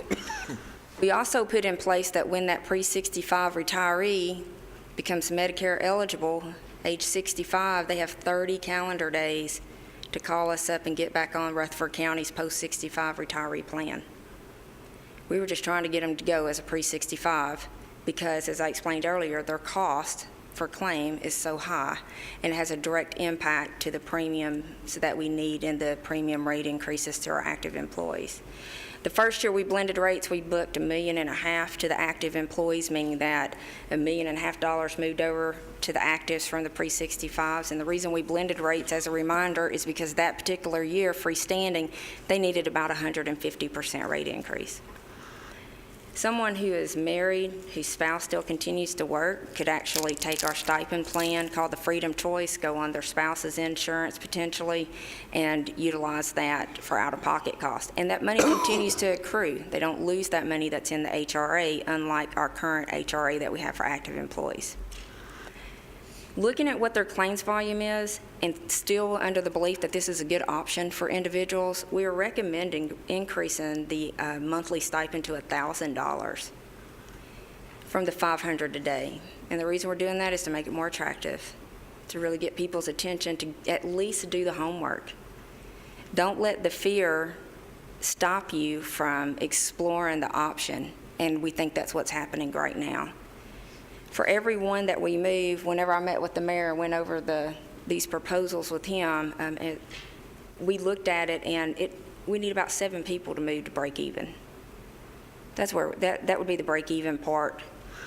Looking at the increase and knowing that we have only a few that are actually in it today, if we start funding that additional $500 a month, I think it's like $4,000, something roughly that we would experience in that increase. So we need about 7 people to move to break even when we look at total premiums and all of those factors. So that's what you will see. And the reason that we are proposing to go ahead and eliminate the deductible plan on January 1st, 2019 for the pre-65 retirees is for what reason? To get them to look. To get them to actually make that move, whether it be to the copay or to the Freedom Choice plan, but to actually look at what is the best option for them. So that's the explanation of the pre-65. Now, you all may decide to leave that plan for them. If so, then we can accommodate showing what that would look like. It's basically going to match what the total premium for the active option is, and then the funding's at 50%. That's the easiest way to think about that as you go through this process. But I wanted to explain this. So I'd like to go back to the OAP deductible, and let's focus in on that conversation, because that conversation will govern the remainder of today. So can the floor begin discussion about which of the 3 options we feel is best, or would you like to pursue it as talking about the pros and cons to each of the 3 options being proposed? I think systematically, it may be best to talk about which of the, each option individually and what we feel may be best for the population. Personally, I can tell you that it becomes difficult in a grandfathering situation, because that becomes a manual process. We will have to lock that out of the system. Those individuals on it will have to specifically communicate via paper. They'll have to fill out a form, send it back in. That's how we would manage that. The benefit that I see of going to the 82% across all 4 tiers is because that gives us an opportunity between now and January 1st, 2020 to communicate with those individuals in the deductible plan and get them to have more time to really evaluate it, to give them another year's of claims experience that I can sit down with them and take a look at for those that want the help, and they can have a longer period of time to make an informed decision. Discontinuing the deductible plan, really, it's do you want to do it now or do you want to do it later? But we're going to have to do something on that deductible plan. And if we don't want to remove it, then we'll probably start looking at recommendations next year of significantly affecting the cost sharing within it. Because where it is today, I used the word sustainable to somebody, and they said, well, sustainability is an individuality's perspective of it, and that's a good point. Unfortunately, the sustainability, though, for our average person in proportion to what their income level is, it's not sustainable. It doesn't provide them a good overall well-being in terms of a financial status, because they're paying so much for insurance compared to what they're taking home. I know in talking to one individual, when I did the math, it would almost equate to like a 2% take-home pay for that person. It's a raise for some people. And year after year, I have the sheriff's office folks come see me. That's probably the largest population that I deal with on an individual basis. And the best compliment I get is when somebody brings somebody back. And it happens all the time. I'll have a detective bring somebody out of his division with me to help him with his enrollment, and then somebody else he's talked to, so that I can sit down and get them into the correct plan. So that's kind of the feedback that I would have for you all. Can we begin discussion on kind of how we feel about the employee contribution per current schedule, leaving it at 90% employee only and reducing the other 3 tiers to 82%, and what the thoughts of the floor are about that option compared to the others?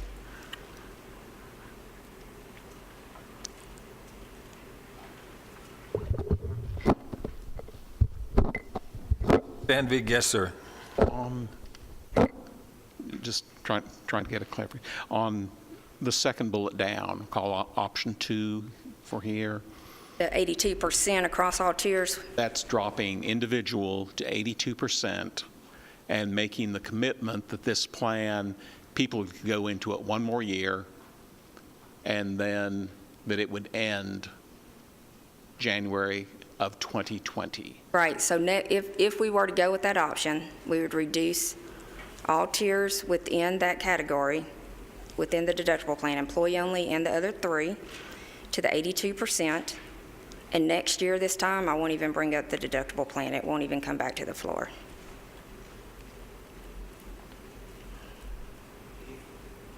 There be, I think you may have said this, if we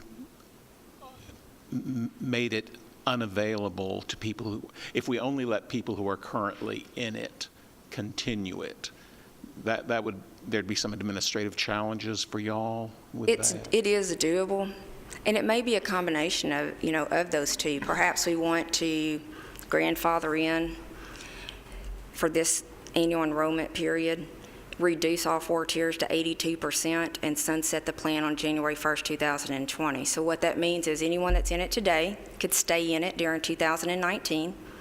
All 4 tiers would drop to 82% on January 1st, 2019 from an employer contribution perspective. And then we would not allow any new enrollees into that. So it would be a manual process, but we can handle it 1 year. And we would sunset the plan January 1st, 2020. Thank you.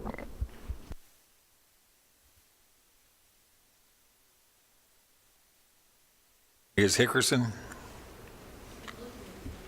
In looking at this, I realize when we hire employees, I know teachers have contracts or things like that, but let's just say employees, okay? When I hire someone or County General hires someone, we don't go into a contract with them in that we sign and guarantee them something, but we kind of, in a nutshell, when we shake their hand, we kind of make them some promises. And everybody realizes that there are some changes.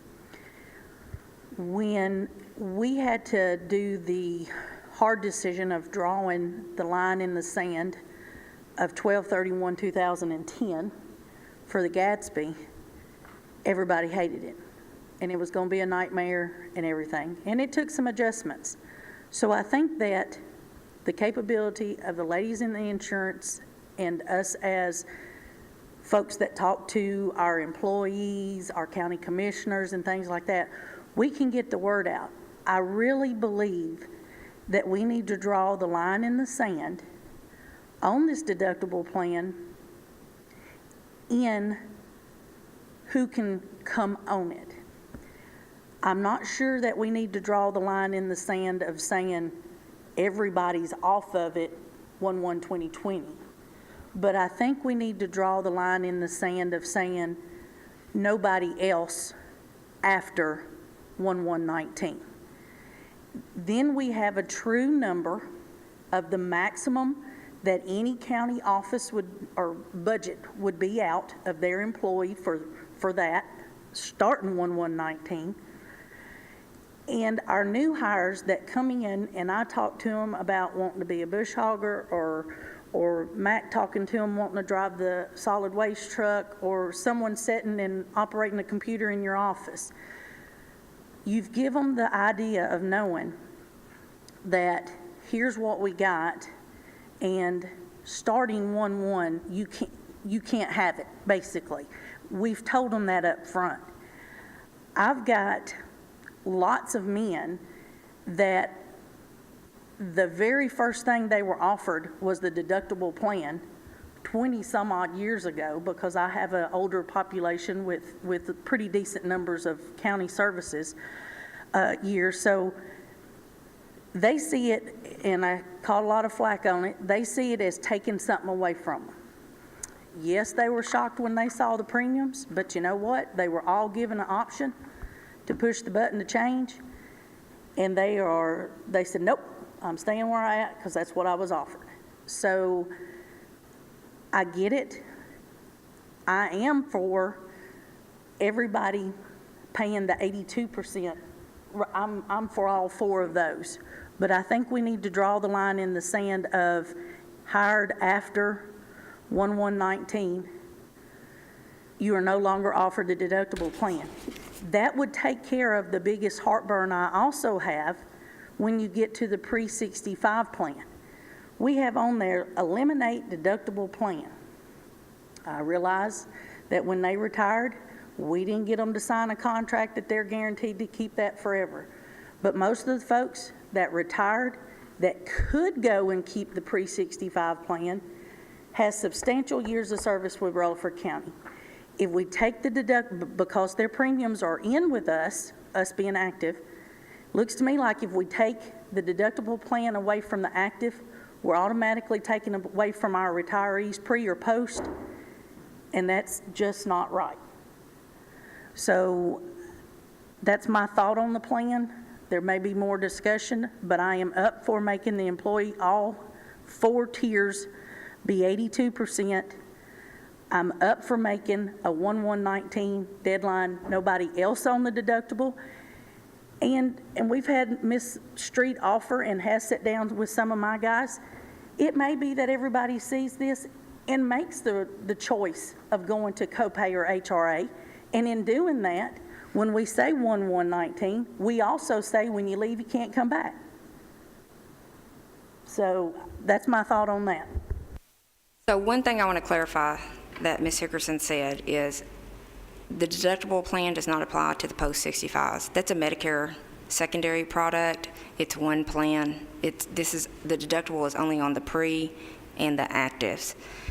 And there is a lot of truth in what she said in her population specifically. They do have a large percentage of individuals in the highway department who participate in the deductible plan. And so I know that as far as hurdles go, this would be a significant hurdle for Ms. Hickerson. Ms. Hickerson sits down with every one of her guys.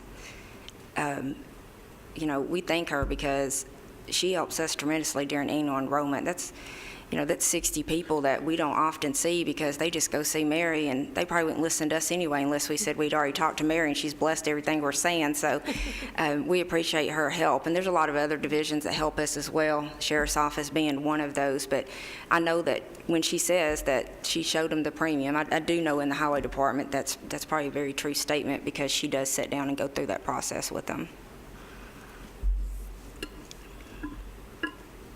Okay, I'm hearing all this, but it's going to take me a bit of time to figure out all these options. Mr. Sandvig? I see a downside to that, though, Ms. Hickerson, because then we would definitely have adverse selection in that remaining pool. We probably already have it, but it would be a smaller pool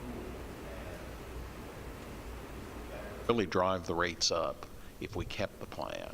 So you would. I mean, we do see that already. And what would happen is we do see minimal migration from a new employee population into the deductible plan. It's because it's becoming less favorable among employees and people talk to their peers, right? What do you do? That type of thing. And now that we have majority enrolled in the copay and the HRA, our new employees often follow suit in those steps. What will happen is that we need 16% this year. Next year, what's it going to be? It's probably going to be above 16% because you're not going to have any new employees with lower claims costs potentially coming into that population. The claims experience that we have today, if we were to look at it, and this is something Mr. Scott can speak to, if we looked at leaving everybody in that's there today and we've got a 13% trend line attached to it, you're going to see a rate increase to cover that 13% trend line. I mean, that's the easiest way to say it. Anything you want to clarify or add to that? No, that's right.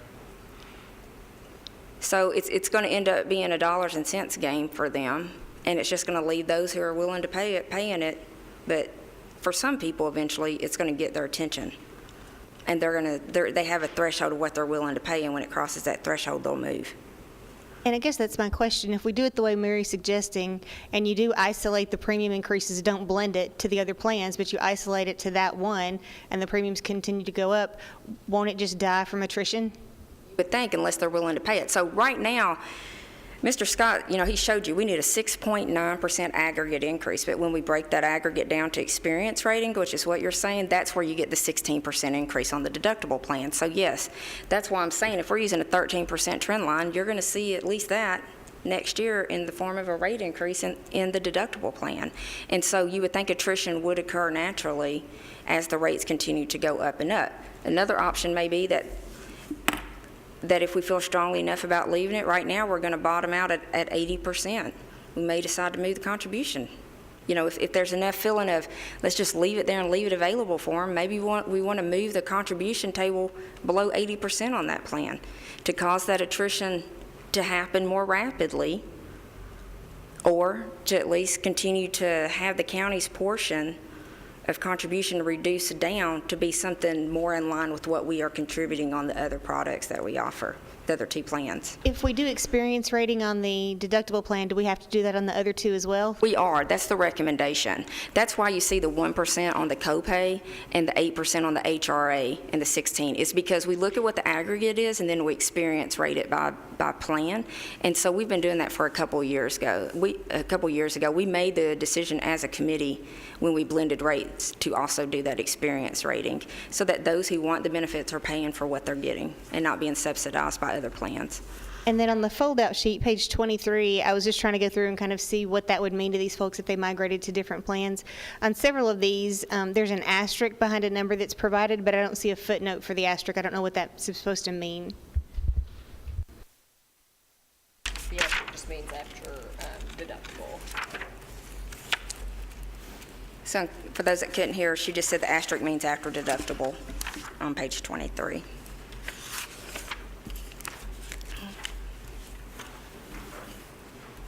Is there anything from the right side of the room? You guys have been quiet today. Can always count on Mr. Marlin.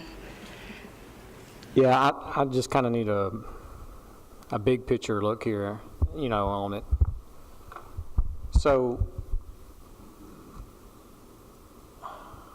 if you look at the three options here, page 28, 30, and 32, I got them out here side by side. Those are our three options, right? Correct. The other pages are just for the Board of Education. It should be the same percentages. The annual amount is the same. The total monthly premiums amount is just the number of months in which we collect 10 months, 12 months. Yep, Okay. that's right. Mm-hmm. So if we go with option 1, for the copay plan, it's a 1% increase. 16% deductible, 8% HRA. And then a 1% reduction in county contribution for employee plus spouse, child, and family for the copay and deductible plan only. So that's what option 1 is. And then option 2 is the same percent increases. Correct. Reducing the county contribution on the deductible plan to 82%. You're looking at page 30. To 82% for all 4 tiers. So really the only difference between option 1 and option 2 is that employee individual on the deductible plan moves from 90% in option 1 to 82% in option 2. That's the only difference in those 2 pages. Okay. So that only affects 141 people. On county general and 333 on Board of Education, which is shown on page 31. In the third option, eliminating the deductible plan, sees an increase of 16 and 12%.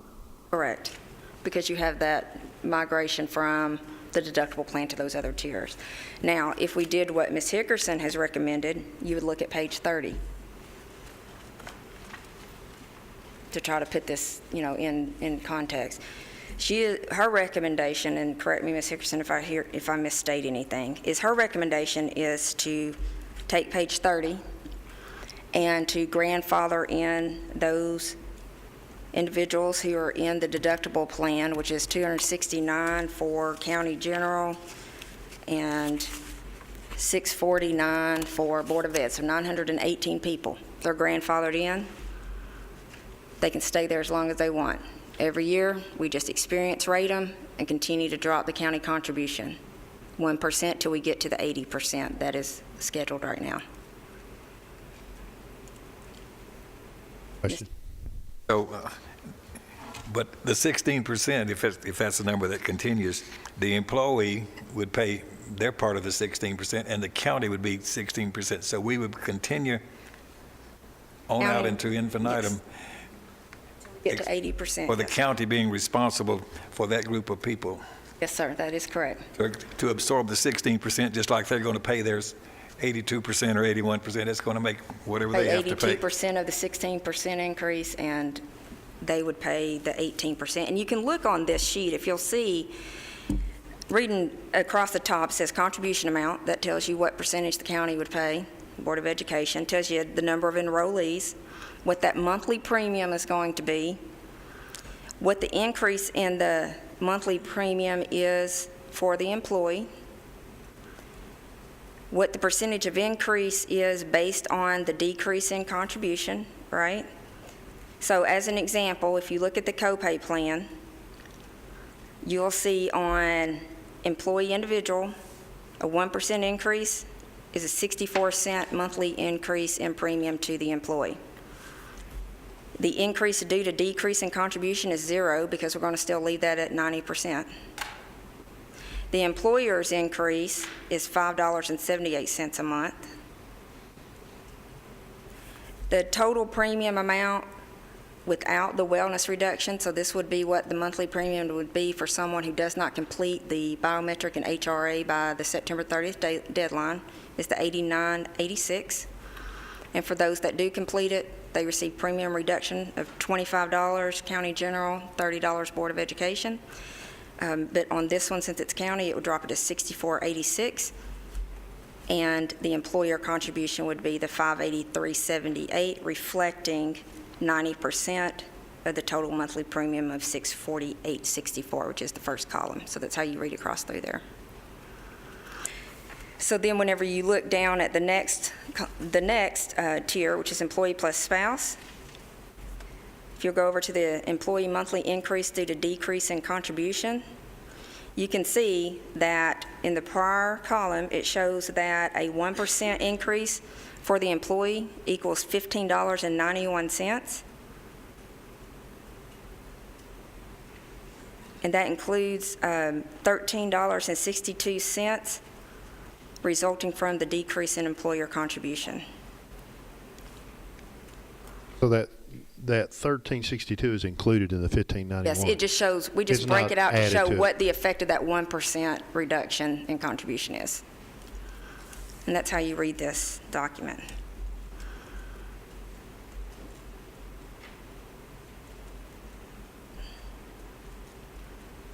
Would there be,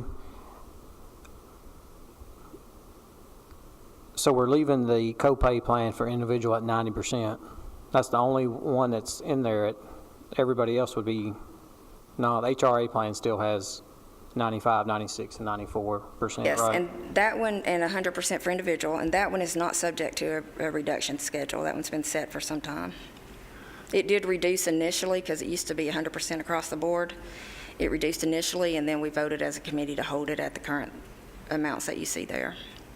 So remind me, the goal, how many years I've been on, 3 or 4 years now, we started reducing it 1% a year.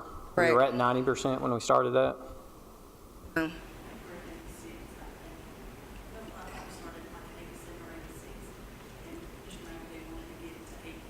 No, we did pay, yeah, and we did pay 100% of employee portion at the time as well. And so we had done a study to show what other counties contribute, and we found that we were higher than the average counties. I mean, a lot of counties only contribute 70%, some even 65%. Of course, with ACA, you have to be careful with all of that, but it was because of that we started the reduction in the contribution amount. With the goal to get to 80%? Yes. Mm-hmm. So for the purposes of discussion and to move the meeting at a pace that we can all live with, can we open the floor for discussion focusing solely on the removal of the deductible plan? Can we move the discussion solely on the removal of the deductible plan? Can we vet this discussion to the extent that we end up with a recommendation from the floor as to whether or not we remove the deductible plan? The reason I'm suggesting that is because if you all do vote to remove the deductible plan, then we're on to rates. If you vote to leave the deductible plan, then we need to iron out what does that look like.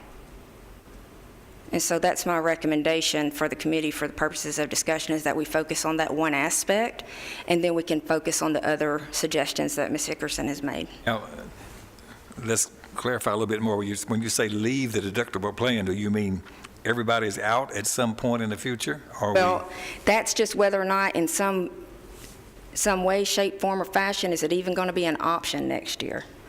So when I say leave it, I mean, are we even going to have it available in any way next year? for existing employees or new employees, either one? Either all of one, them? right, right. Because if the decision is made to remove it, then as part of that recommendation, we would need to decide at what point do we remove it. If there's a strong enough opposition to that from the floor to leave the deductible plan in some way available for some period of time, whatever that looks like, then that does direct the conversation. Right now, I don't have a sense from the floor as to what the overall opinion is on the deductible plan in terms of removing it, whether it be next year, the following year, holding, or leaving it and holding the enrollment into the plan, or leaving it open for everyone. I think that we need to narrow down that discussion. I got a question, a comment. Hafner.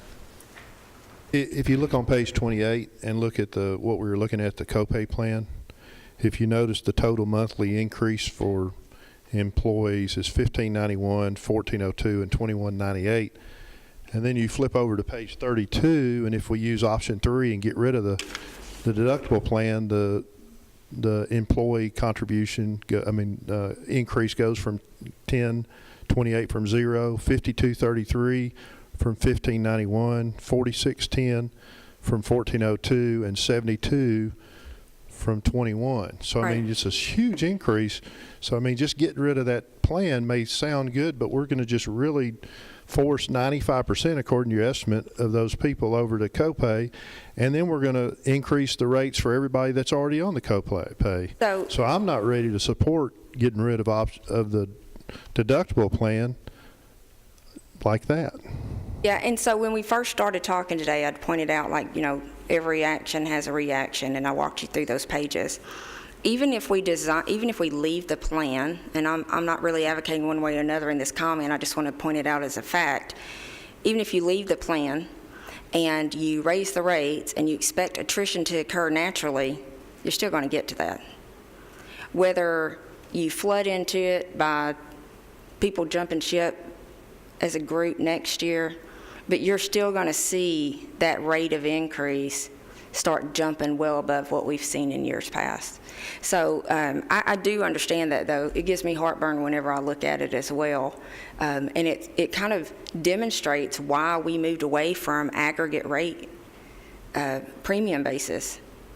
Because when we would aggregate the premiums and apply 6.9% across the board, we basically were doing what has just been demonstrated through the option of removing the deductible plan. We were having those who actually could have incurred a lower rate increase pay for the services of someone else who has a lower deductible than what they have for themselves. And it's what we do today for our pre-65s. We subsidize their premiums through the active pool. Let's see, Mr. Hafner, I understand what you're saying, but if we leave the deductible plan like it is, the taxpayers will pay the rest of we won't pass it on to these copay and HRA people, we'll pass it on to the taxpayers. Is that correct? Is that sort of where we are? It may be, but that's not exactly what I mean. I'm saying you can give people a disincentive to stay on that plan and just transition it a little slower. I just think just bumping everybody up $50, it's quite a few employees if you look at the 10-month employees and 12-month employees to just, they're on the plan that we prefer, but then they're going to get the largest increase. And so maybe we need to do what others suggested and limit anyone else going into the deductible plan, make it not palatable for people, and move them out of it, and educate our people to try to go towards the cheaper plan, which, everybody that knows me knows that I like the HRA plan. And educate more people to go that way. But I can't see bumping everybody up this year. I don't think this year is probably going to be a great year for pay raises or anything like that. So I don't think that I'd want people to get a big increase in their premium. It's funny that you talk about pay raises because, I gave the example of the sheriff's office folks that will come over and see me, and I can't tell you how many times I hear, "You just took my pay raise. I'm not even getting a pay raise this year. I'm going to make less money this year than I did last year." And somehow, that's an insurance problem, which I disagree with. But and it speaks kind of to what Ms. Hickerson was saying, is that we used to exchange benefits for payroll, right? And that's kind of the sensitivity around her long-term employees. But I do understand your point. It's well taken. I do think that if we did remove the deductible plan, you would also see some of these copay people. We have 1,873 currently enrolled in it. You would see them move to the HRA for that reason, for the premium increase. So you would see some attrition from the copay plan. And the copay plan was designed to be just what it's doing, a stair-step. People go from the deductible plan to the copay plan. They get a little bit more confident, and then they move over to the HRA plan. Well, let's go back a little bit more simply than what you said. What about the bullet point number 2 under this deductible business, reducing that employee contribution to 82%? Is that a given or not? Can we start at something that simple? We can, and I think that's what Ms. Hickerson was suggesting to the group, is that we start with, what Ms. Hickerson would like to do is to reduce employee contribution to 82% for all 4 tiers, with 80% being the schedule right now, that we would continue to drop by 1% till we got to 80% for all 4 of those tiers. Not allowing new employees to enroll in that plan as of when, Ms. Hickerson? I was doing the 1/1/19. That way and it gives me a talking point that anybody I hire between now and then, here's your options, but just know, and we've told them that last year, we're not sure what's going to happen to insurance, and general public doesn't even know what's going to happen to their insurance. But it gives the comfort. Out of all these numbers, 46% of my employees are on the deductible plan. Okay, so that's the people and the numbers I'm dealing with. Yes, I have a small group, but they've got service. But for the sake of argument, and if we need to get something set so we can go from here, yes, I'm saying the 82% for all 4 tiers. The doing no new enrollees as of 1/1/19. You're on and go off, you're off. Give me a little bit of heartburn. I was hoping you would say 5/1 and be agreeable. And here's why I say that. Okay. Because I'm getting ready to in-process about 500 Board of Education employees. Well, I was up for March 1st, but you throwed out the 1/1 and for paperwork. But I mean, I'm up for new hires as of 5/1 because I believe we've done that in the past of maybe when they get ready looking towards retirement. Not necessarily the 2010 line we drawed, but we broke it into tiers of 0 to 7 years and 7 to 10 or whatever it was. So I'm very much up for April 1st, May 1st, whatever's going to nip it in the bud not to have so many folks from now till then. So if 5/1 would work. Yeah, we have to get through commission because we're recommending body, which is why I said the 5/1 date, but And just 5/1 of what year are we talking about? this year, so. of this year. This year. For new hires only.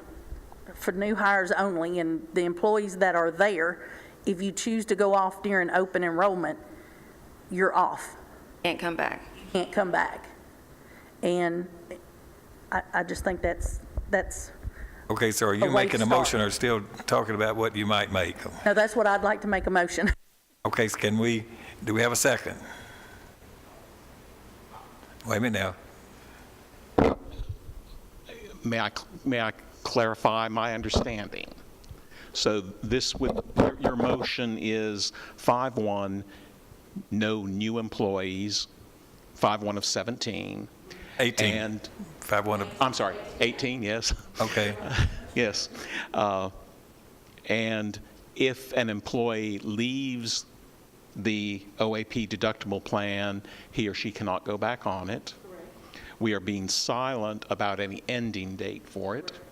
And we are saying that the individual contribution rate for open enrollment, January 2019, the employee will pay 20%, the employer will pay 80%.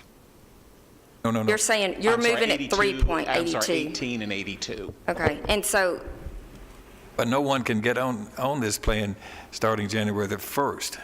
If they are May not, the 1st. May the 1st, excuse me. no new employee, No but new employee. existing employees. Existing can employees, continue. effective January the 1st of 19 would be at, for the employee is 82%, Mr. Sandvig? The employer is paying 82, the Yeah, employee will pay 18. I got you. Yeah, that's right. I would like to second that then. All right, so Madam Secretary, you think you got that down properly? I do, actually. I think I'm good. All right, Ms. Allen? If we offer the 82% on the other two plans, do we have to offer the 82 on the deductible plan? If we're trying to disincent people to go there, could we drop it to the 80%, or does it have to be a minimum? drop it with a vote. And then the And we other, did actually look at dropping it. We actually did pull up some numbers. We'll see how good Ed is on his computer, because I know he has it in there somewhere. But we did actually, it was one of the options that we visited when we were deciding what's the best thing to bring to the committee. And we did look at moving it to an 80% as well. It didn't realize as much as you would expect it to. But, you know, certainly it's something that could be looked at if that's what you want to do. It's a little bit like we sort of announced to everybody that it was going to go down 1% till it got to 80. And we've been on that journey, 1% every year reduction for all of these, not the HR piece of it. and to Mr. Hafner's point, it is a pretty big pill to swallow on the premium increases monthly for everybody, but I compared the deductible ones to both of the copay and the HRA. Regardless of which direction those folks go into, they're going to pay less. So. Okay, so does everyone understand the motion? So just, he must be pretty good at his computer, because he pulled up a number of $350,000 is what the impact would be to the overall premium need if we went to the 80%, yeah. 80% on which tiers, everyone? All 4 tiers on the deductible plan. If you do that, you almost make these two net neutral for the county, because you've got 13.5 leaving the deductible in place is what the expense is to the employer, and 13,082,000 by dropping it. So if you go to that 80%, that's a pretty palatable way to leave it and not affect the premium to the employees and still have the county gain that benefit. So you would affect the premium to the employees, but the county would be cost neutral from a perspective of leaving that as a viable option for the employees. Are you dropping the 82% on anything except those in that deductible plan? And are you dropping it to 80 on copay and copay plan? If we move forward, then what we would do is we'll vote on these all separately for purposes of clarification. But to answer your question, sir, what would happen is when an employee looked at what their insurance options are on the copay plan, if you'll look at page 29, sir, or actually if you look at page 30,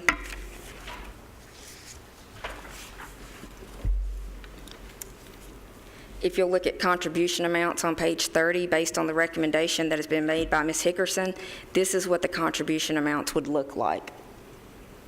So the county would pay 10%, would pay 90% for individual only on copay, 82% for the 3 other tiers. On the deductible plan, the county would pay 82% on all 4 tiers, and that does include employee only. And then on the HRA, we would pay 100% employee individual, 95 employee spouse, 96 employee child, and 94 employee plus family.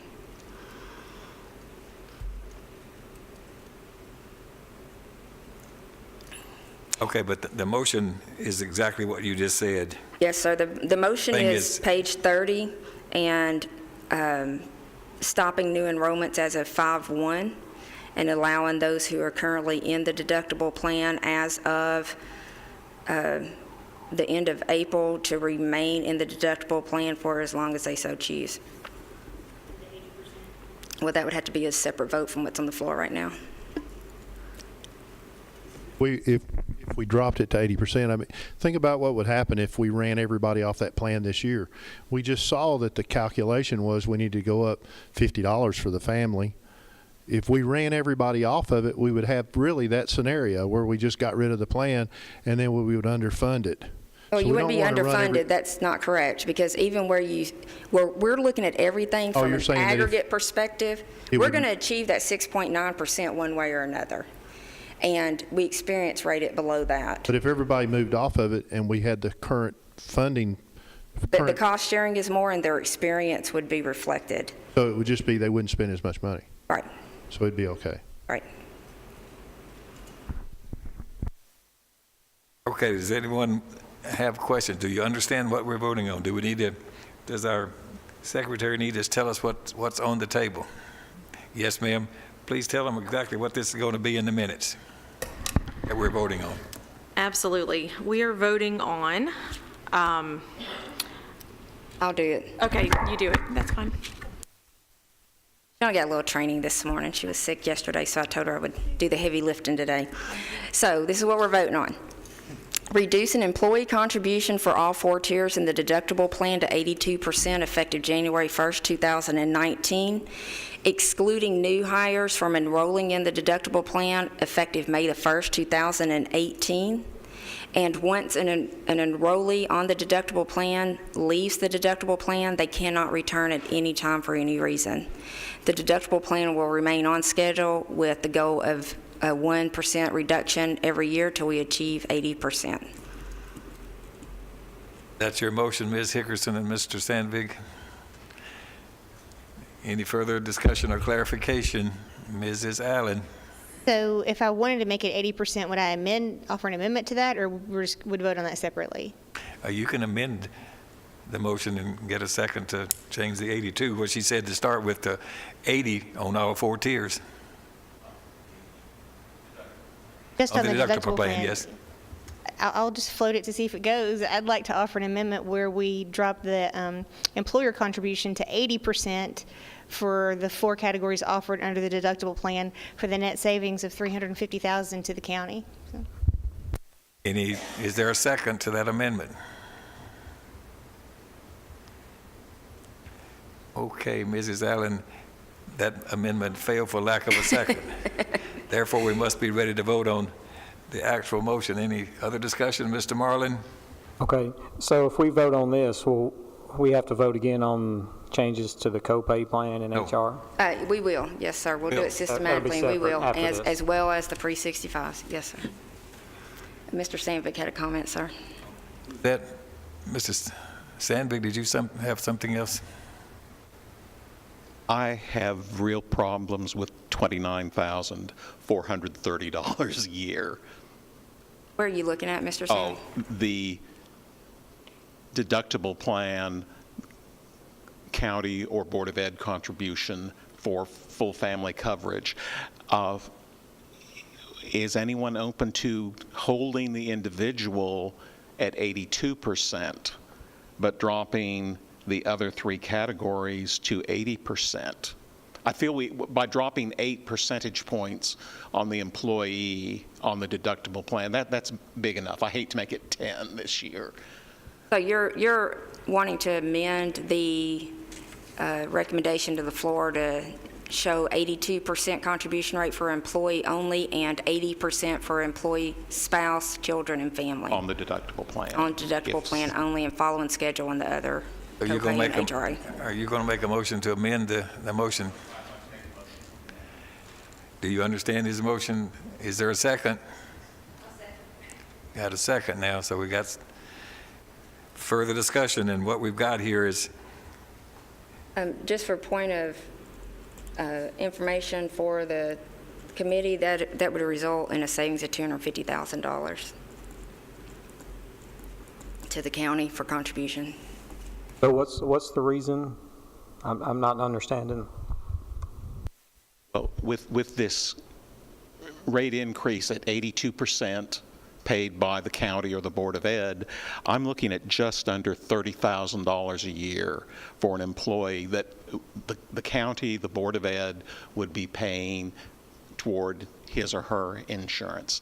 I have heartburn with that issue, and I was if the committee is open to dropping from 82 to 80%, but leave the individual at the 82 that we're covering in the initial motion. that's what the amendment is.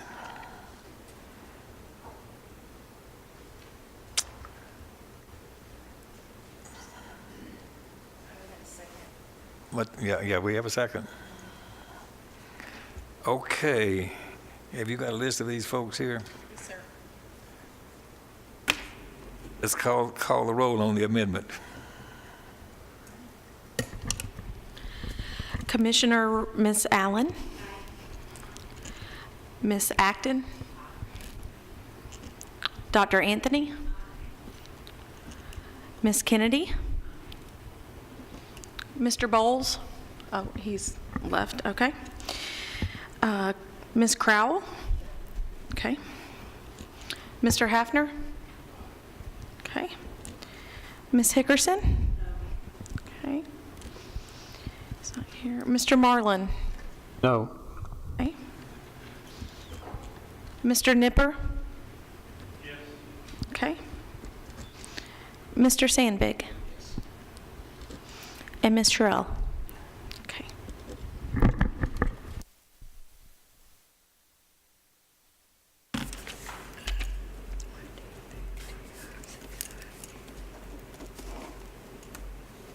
Seven yes, 4 no. Okay, motion passed. So that takes care of the deductible plan? Yes, sir, that's correct. Oh, I'm sorry, Miss. Thank you, Ms. Hickers. While we keep her around. Okay, so now we have a vote on the motion as amended. As amended. All right, let's call it again just to be sure we're...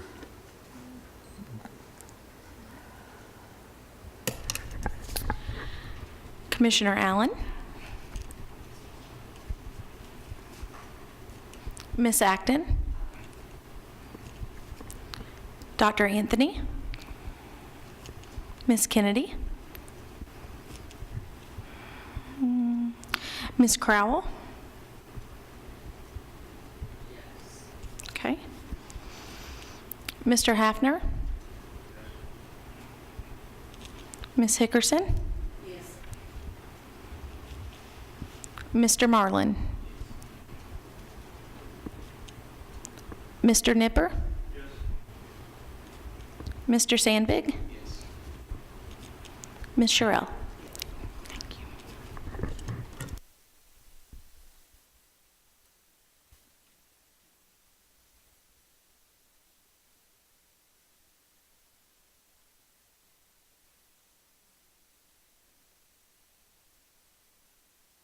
Eleven yes, 0 no.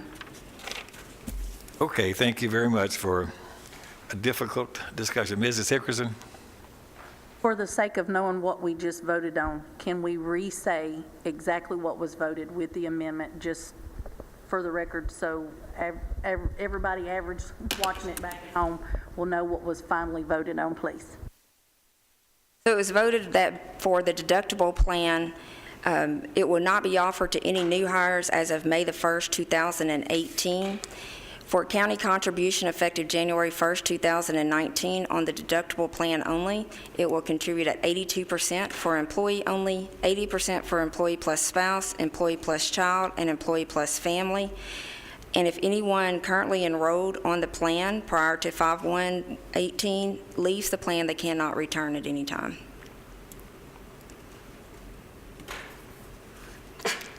All right. right, so now we're ready for the copay plan. We're ready for the copay plan, I believe. The recommendation to the committee on the copay plan is to increase in-network deductible to $1,250 individual, $2,500 family, claim savings of 0.6% or $355,000 in projection, and to reduce employee contribution per schedule, which would result in employee only contribution at 90%, employee plus spouse, employee plus child, and employee plus family reducing to 82%. Okay, Mr. Sandvig. Move to approve. Second. Ms. Allen. Discussion?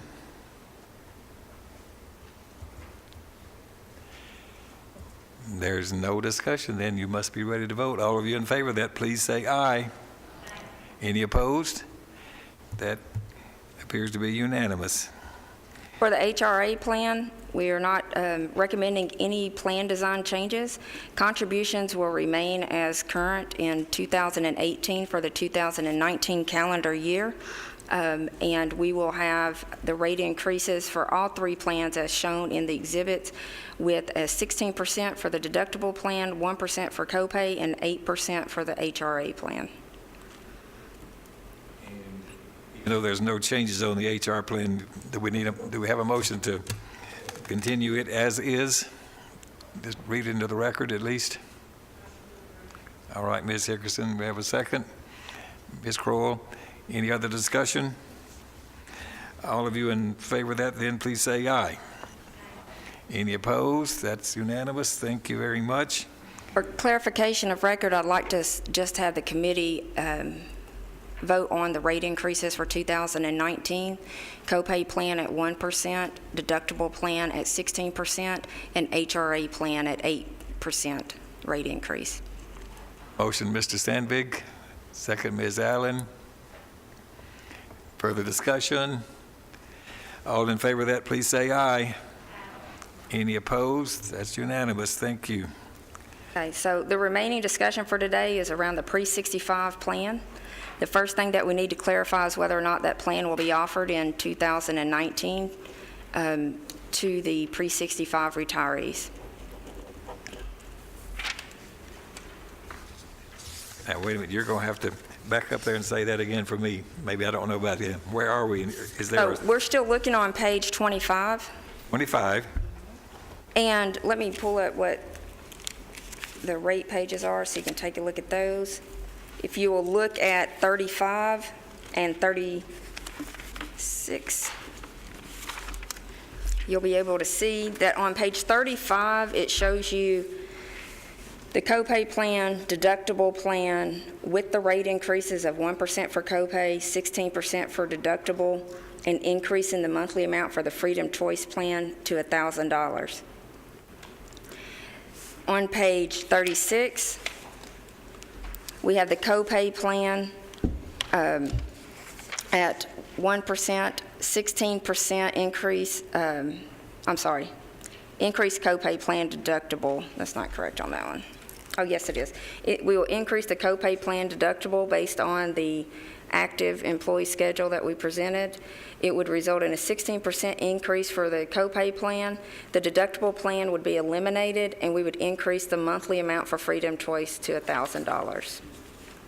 So, go ahead. So the first discussion that we need to have is whether or not we're going to leave the deductible plan in place for pre-65. And I would ask the committee, based on that decision, to consider whether or not you want to continue to increase the Freedom Choice plan from $500 to $1,000. That would be the second discussion that we would need to have. Since we have voted, since with our vote on the deductible plan, I kind of like the idea of keeping it available to our pre-65 retirees as we move forward to that plan, or at least for the 2019 open enrollment. What about a similar change? Is 5/1 too soon? What about a 5/1 cutoff date for retirees, doing a similar thing, kind of treating them the same way we are treating our active employees. And you're going to stay with the 50% contribution amount as is? I'm not quite ready to go there on that one. So the only thing you're suggesting, and what about the freedom of choice business, increasing that from 500 to 1,000? So, yeah, Ms. Derrick and Mr. Scott brought up a good point, and it goes back to what Ms. Hickerson said, which is, this is what I bought into, and this is what I expected to have at retirement. So there's two ways to look at it. Your recommendation is to not allow any anyone who retires 5/1 or after does not get the deductible plan as an option. Their point in consideration of what Ms. Hickerson said is anyone who retires has to be in it as an active employee at time of retirement in order to have it as an option to them as a retiree. It's still the same problem down the road. Do you see any issues with discrimination or any other issues as it pertains to that if we remove the deductible plan 5/1 from a consideration? Okay. So it's all about, this is about employee relations. You can do it either way. You can leave it there only for those who are on it as an active who are retiring, or you can go ahead and remove it.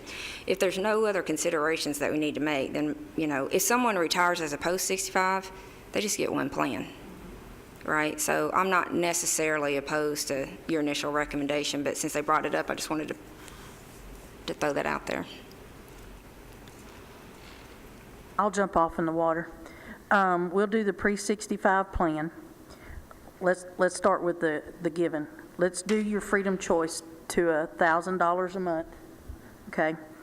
I don't like taking things away from somebody that is retired with it already. So with that being said, we leave the deductible plan as is, whatever, for those that have already retired for pre-65. And anyone retiring as of, school board okay with 5/1? Or through committees. Of anyone retiring after 5/1/2018 has to choose, okay. 5/1 or after, they would have to choose the copay or the freedom choice.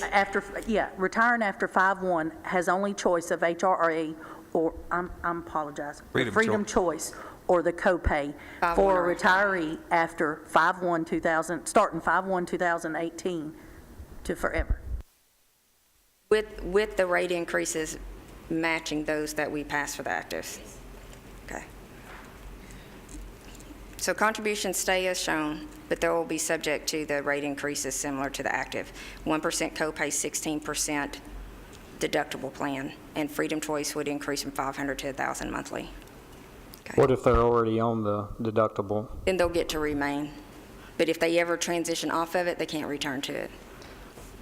So if I'm on it right now and I retire after 5/1, I can stay on it? No.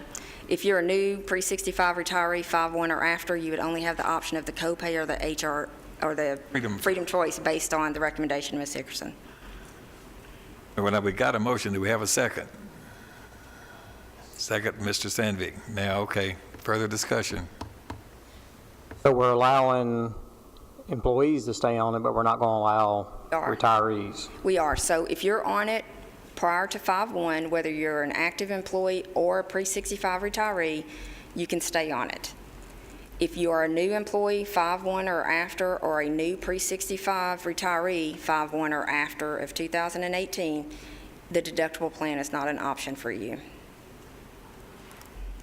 So I guess so if you retire 6/1, and you would only get the option of the copay plan or the freedom choice plan. but active employees can stay on it. Okay. Yeah. And current pre-65 retirees who are enrolled in it. If you look, it's clear to look at them. If you look at page 35, Mr. Marlin,